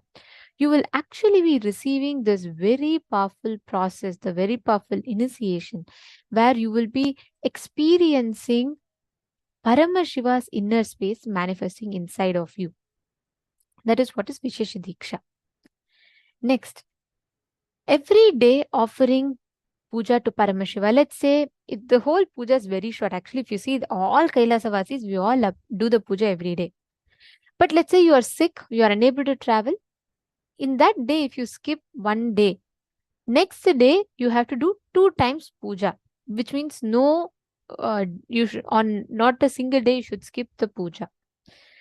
Next is maintaining the diet where you eat no meat, no fish, no eggs, no mushrooms. You can have vegetarian food, no restriction in that, and no restrictions on onion, garlic, or dairy products in Agamas. So you can have that. But just one thing, I just want to make sure all of us are understanding it very clearly. See, onion and garlic is not restricted as such, which means if you take onion does not mean you lose the Vishesha Diksha. If you take meat, if you consciously consume meat, alcohol, it means you are not eligible for Vishesha Diksha. So understand that affects your Diksha, but onion, garlic, and dairy products, Swamiji gives a very beautiful reason. See, onion and garlic put you in early morning depression. They can only be used for medicinal purposes. There are certain medicines you have to take using garlic. That is okay, but you should not consume garlic as we all consume, like part of a regular meal. No. Second, dairy products. The only reason being, today, nowadays, in the dairy industries, the cows are being tortured. They are sent to slaughterhouses. So just to make sure that the cows are safe. If you are sure that in a dairy farm, the cows are all being brought very happily and they're not being treated with violence, you can consume that milk. So it is not more like, it is not for a non-veg perspective, no. It is vegetarian, it is part of our this thing. But the only thing is, you have to make sure the cows, the source from which you get the milk, they should not be slaughtering the cows. The cows should not go to slaughterhouses. That's the only thing. Next, if by mistake you eat without realizing something contains egg or mushroom, immediately take haritaki powder and detox it from your system. Remove all the toxins sitting inside your system. Now, there are certain do's and don'ts the moment you get initiated into Vishesha Diksha. First one, the initiated disciple should not abuse Paramashiva, the cosmos. He should not abuse the Shastras revealed by Paramashiva. He should not abuse the Acharya and the Shaiva Sadhakas, the seekers. He should not cross the shadow of Shivalinga. That person should not eat food offered to Chandikeshwara. Chandikeshwara is the deity of Paramashiva. You will see in all the places, Shiva temples. So you should not eat the food kept to Chandikeshwara. And you should not cross the garlands offered to Chandikeshwara. You should not abuse the person who has received the Shiva Diksha. And till the last breath, he should do puja to Shiva, Agni, and Acharya. The only people that exemption is given for is children, ignorant, old people, women, kings, or for sick. But even for that, please understand, even for this, as long as you are alive, you should do puja. It reminds me of a very beautiful incident that Swamiji tells from Swamiji's very own life. When Swamiji's grandfather, right, he was so sincere. Even the day he left his body, he was almost like 80 or some, I forget the exact number, or something like 80s or 90s, 90 years old. And even on the last day, he was so sincere. He got up in the morning, went, showered, sat, he did the puja, went to office, came back, did his evening anusthana, and he sat and left the body. That's how he left the body. It was such a graceful exit, Swamiji will say. Literally, it's in our blood and veins in Hindu tradition to do the puja. Nitya puja is part of everyone's life. Especially that you are initiated, you should make it a point to do puja every day.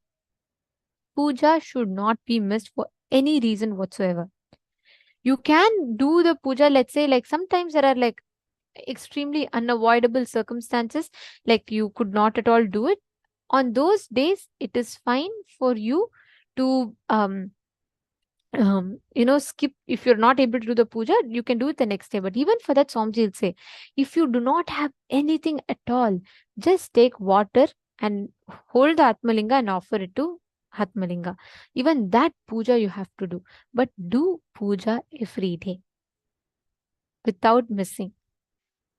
So far, are all of you clear? Do any of you have any doubts?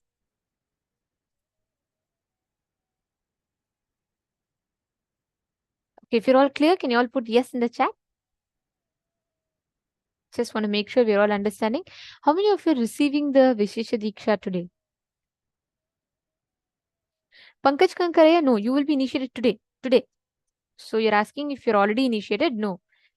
You will be initiated today. So today during the program, Swamiji will be initiating us into the Vishesha Diksha, and you will also be receiving that initiation. Are all of you clear? In this room, I request all the male bodies to post. Yes, thank you, Shane Dennis Aya, thank you. See, you should not, please understand, non-veg is not allowed, but milk and mushroom is part of non-veg. Mushroom is coming under in the non-veg category. So yes, it does count in non-veg. Okay, Arjun Ravishankaraya, I'm sorry, I'm just seeing your message requesting me to go back to the onion garlic slide. But are you clear now? Did it help? And Tejasvi Aya, Nithyanandam, Tejasvi Aya, which place are you joining from?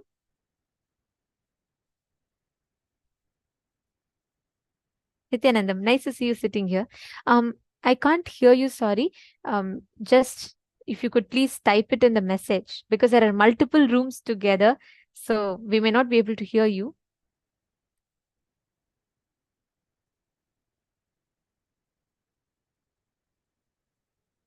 So you all can have onion, garlic, that is okay. I mean, in the agamas itself, it is not restricted, but Swamiji's personal recommendation for all of his disciples, his Adinavasis and Sannyasis, Swamiji has told no onion, no garlic, because onion and garlic causes early morning depression. They are even in Ayurveda. Please understand, as per Bhaga Shastra and Ayurveda, it is used as a medicine purpose. Like when garlic and all, when you have cold, cough, or some particular illness, they use garlic as medicine. It can be used as medicine. It should not be used as a daily food for flavor, because they cause early morning depression. Exactly. And one more important thing is this lifestyle is recommended for us for the best possible superconscious mutation. Understand? Okay, Ma Saroj Aplish is asking, Ma, please clarify the issue of yeast. Yeast is not allowed. See, yeast contains pain biomemory. It has a muscle memory, it has a muscle memory of pain. The yeast will therefore carry the suffering, and when you consume it, it will carry that karma. But for program participants, it's recommended to not eat, but it's not restricted strictly. But in Kailasa, none of us consume yeast in any form. We do not consume yeast. Even what you call as nutritional yeast, I have heard, all those we don't consume.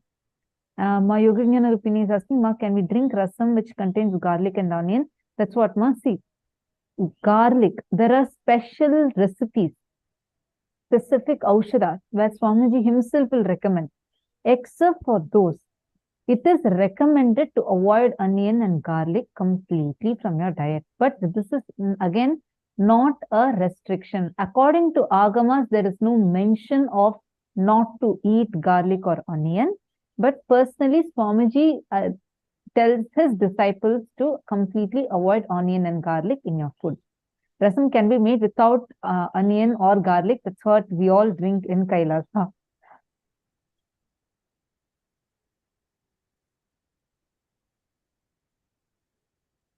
All right, now all of you take a few minutes and yes, and I also see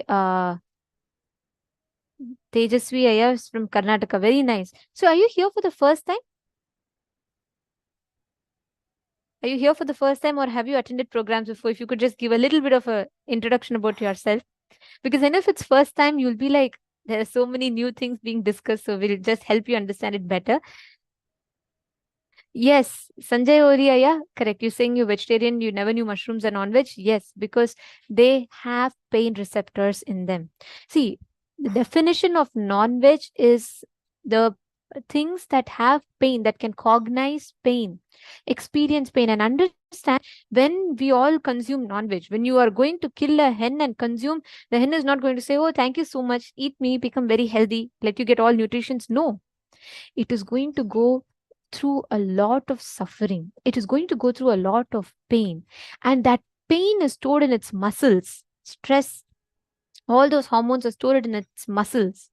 And when you consume that muscles, all that gets transmitted to you. So that's why. So anything that receives pain, you should not have. It's also karma, and you should not have. And Tejasvi Hedje, yes, from first time you are attending here, wonderful. Just be here, and there may be so many things that are very new for you, but you will learn so many things that will benefit you immensely in your life. So just spend time, learn, and you can feel free to ask questions. Any questions that you don't understand, please feel free to ask, understand, and you can experience the benefits. Also come every day. Okay, as much as possible attend. I know it's night time for you, and it's going to be a little difficult for you to manage, but every day be here, ask questions, and anything you have doubts, interact and understand, because Swamiji has provided a best gift through this, through Paramashivoham. So don't miss and sit here. And you're saying you'll do Mahavakya daily. That's wonderful. Do it every day and just sit here, be available. You will see all the daily things that you do in your life, your job, your career, your wealth, relationships. Everything will have a breakthrough just by you being here and learning and imbibing these cognitions. Okay, great. All right. So now I'm going to give you all a few minutes to all those who have not yet received Vishesha Diksha. Please take a few minutes. You all can sign.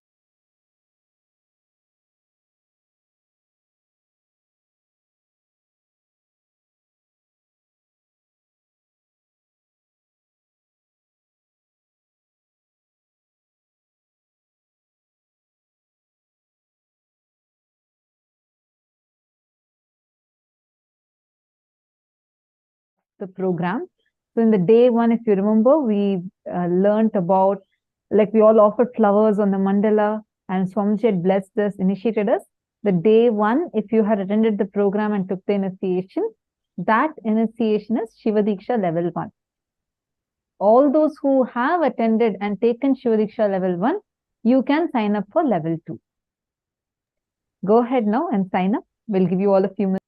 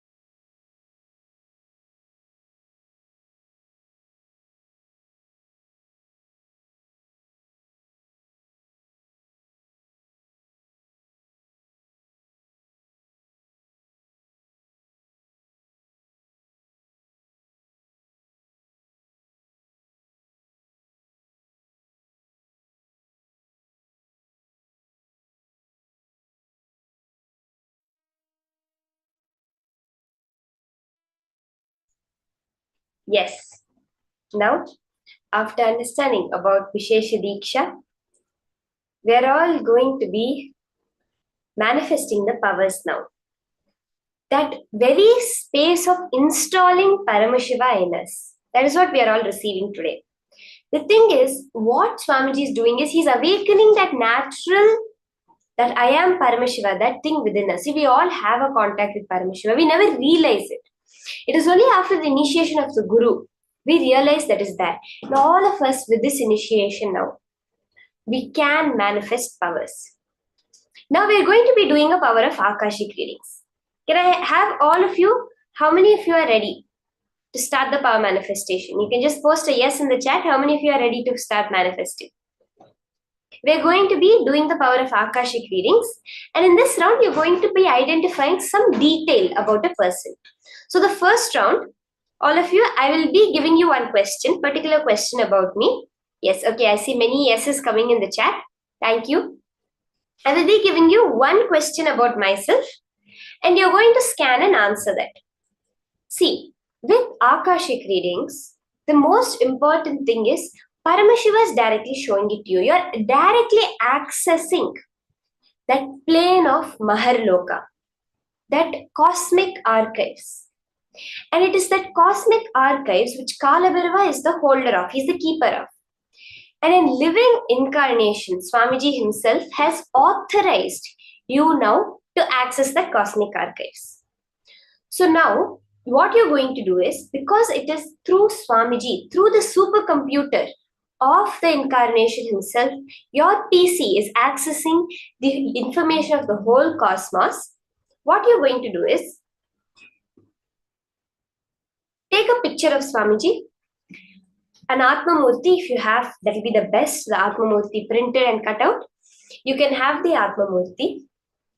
So I request all of you can quickly get a picture of Swamiji or your Atma Murti and keep it in front of you. If you have any Aushadas, you can apply the Aushada on your 2 temples and on your 3rd eye and on for the Atma Murti also.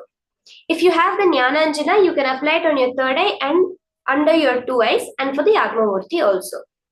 Okay, so let's all take a few seconds to prepare, and once we are all done, we can say yes, done in the chat. If you have prepared your Atma Murti and kept, see, if you do not have any Aushadas, no problems. You can keep a regular photo, any photo of Swamiji, through which you are going to be seeing the Akashic records, the cosmic archives. So once we are ready, let's post done in the chat, okay? The most important thing about this power is you're going to be seeing it on the Atma Murti. So an Atma Murti is completely necessary.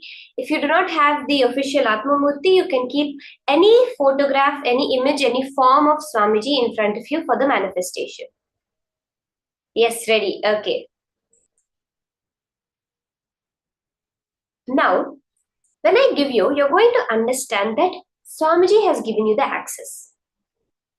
You're going to only look at it from that context. I only have to fill in, join the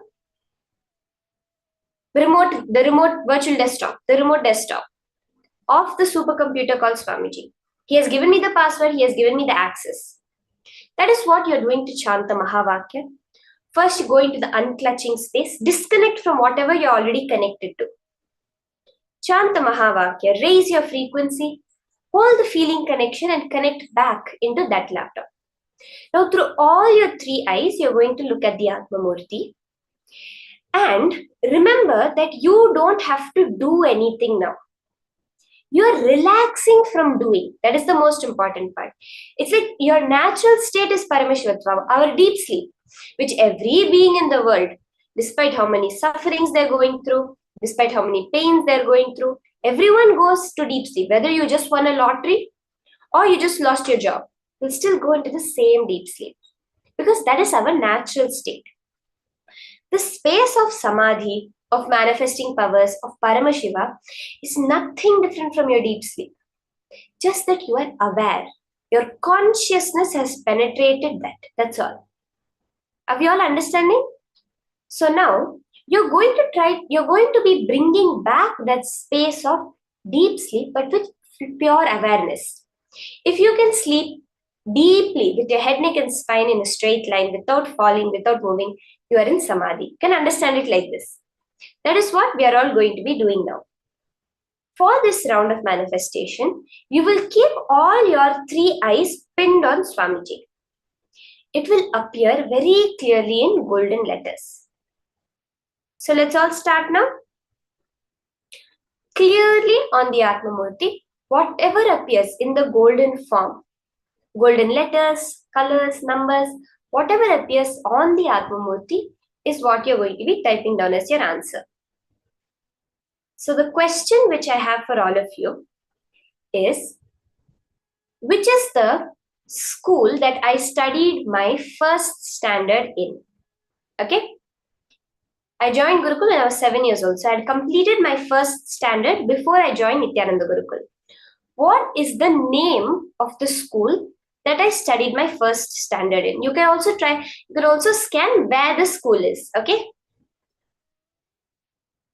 So can I request all of you to start the scanning? Chant Mahavakya.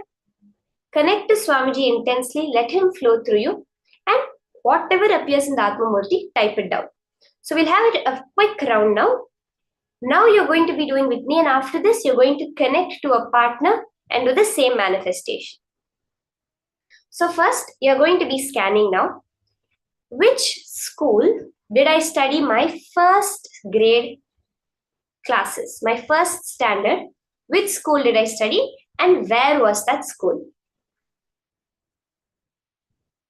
Let's all start. Chant Mahavakya. Om Nithyananda Paramashivoham. Look into the Atmamurti with all your three eyes. Become completely empty. Let Paramashiva flow through you and scan. Which school and where did Ma Shambhava study her first grade? Just ask this question to Swamiji. Kalabhairava himself will open that cosmic archives and reveal the answer to you now.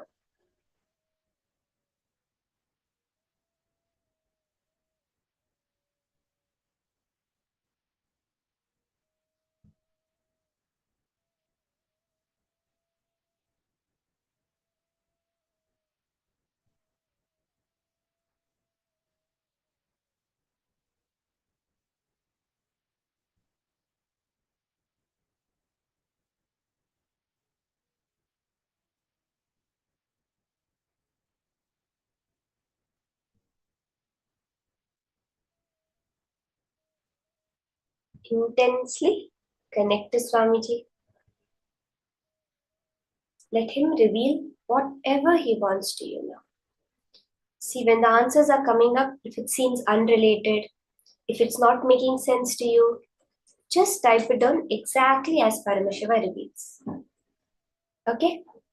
Let there not be any interference from your ideas of what it may be.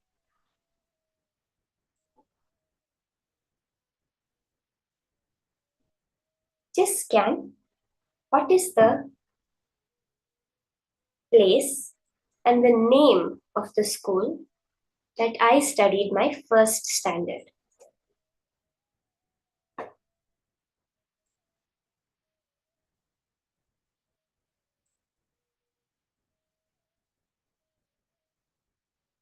Okay, Ma Mahagupta has started posting the answers. You can all post as you're scanning.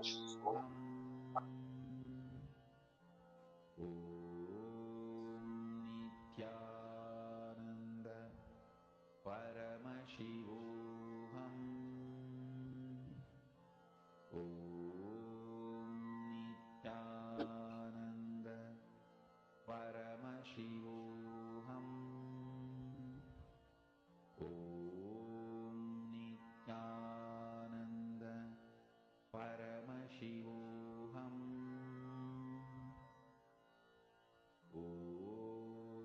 Tanja Devi, Ma Sahana, you can start typing down your answers.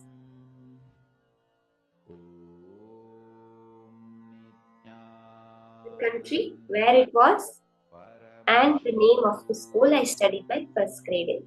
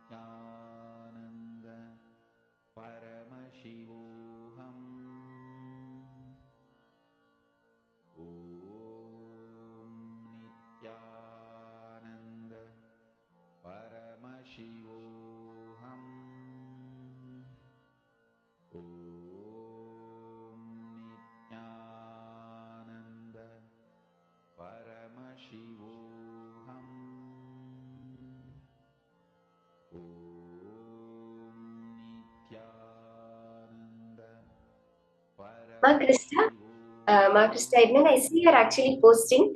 Yesterday, I had seen one question you had posted. I didn't get a chance to answer it. So I just wanted to clarify. You were saying that sometimes you feel that when you just get the question, immediately the answers come up. But when you actually sit and do the process, you don't see the exact answers. Am I right, Ma Krista? Is that not the question you had asked yesterday? You can just acknowledge it once.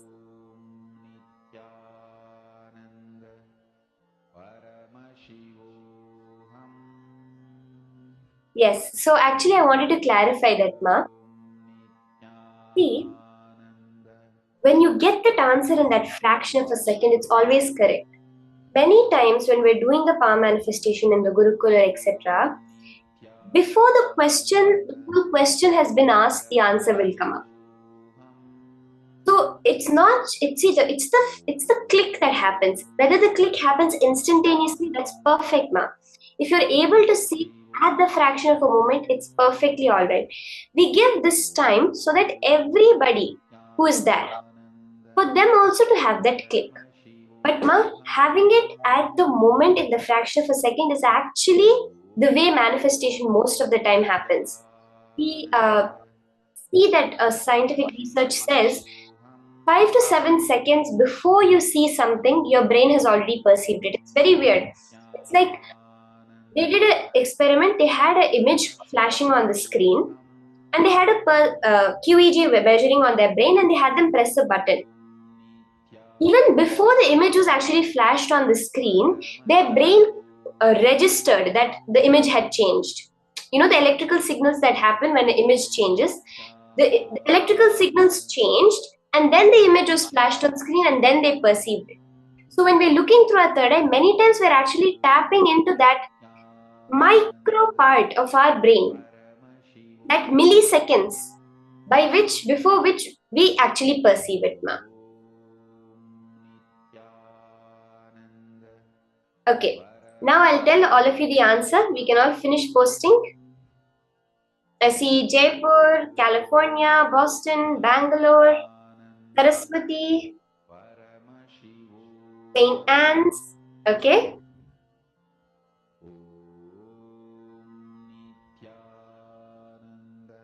States. Okay, I see many answers coming up. Is anyone else left to post? Chinmaya Vidyalaya, very modern building complex, white with tall spires, much like a British or Spanish building. Okay, Ma Sadashivamayi. Madonna, big city in Singapore, capital city, a private school. I see the words Shin Chu Hong. Could be a street name. Okay. Okay, I'll tell you the answer. So, Madonna, you got it right. I did study in Singapore. My first grade I did in Singapore. That's perfect.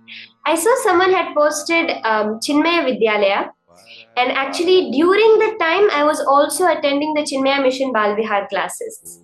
So I did not do my first grade in Chinmaya Vidyalaya, but at the same time, I was actually attending the various once a week the Chinmaya Balvihar classes, which they conduct. So that is right. The name of the school was actually NPS International School. So N for not, P for person, and S for school. National Public School, International School. So it's kind of a conflicting name, but that was the name of the school. It's an Indian-based school in Singapore. Madonna, you had said big capital city. That would be right because Singapore has only, it is the city name. The whole of Singapore is a city. And I'm not too sure about the street name. So maybe you could Google it up and find out. The name of the school is NPS International School, National Public School International School. It's an Indian-based school which was there in Singapore. So that was what I had attended.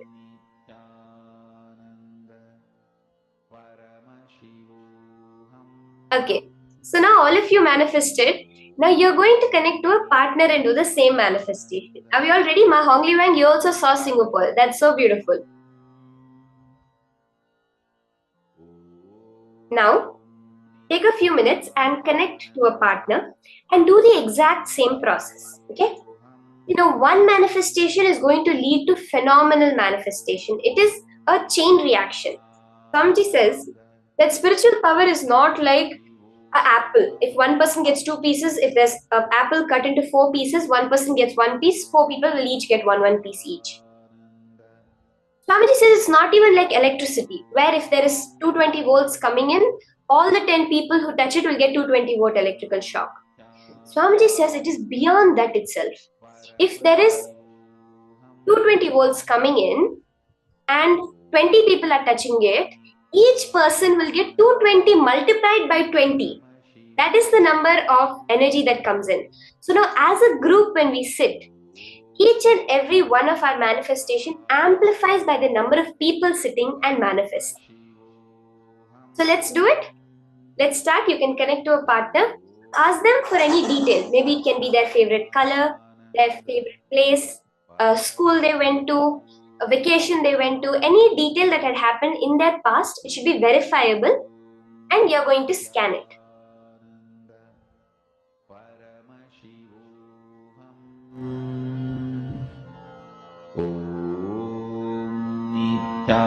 Nithyananda Paramashivoham. Om Nithyananda Paramashivoham. Om Nithyananda Paramashivoham. Om Nithyananda Paramashivoham. Om Nithyananda Paramashivoham. Om Nithyananda Paramashivoham. Om Nithyananda Paramashivoham. Om Nithyananda Paramashivoham. Om Nithyananda Paramashivoham. Om Nithyananda Paramashivoham. Om Nithyananda Paramashivoham. Om Nithyananda Paramashivoham. Om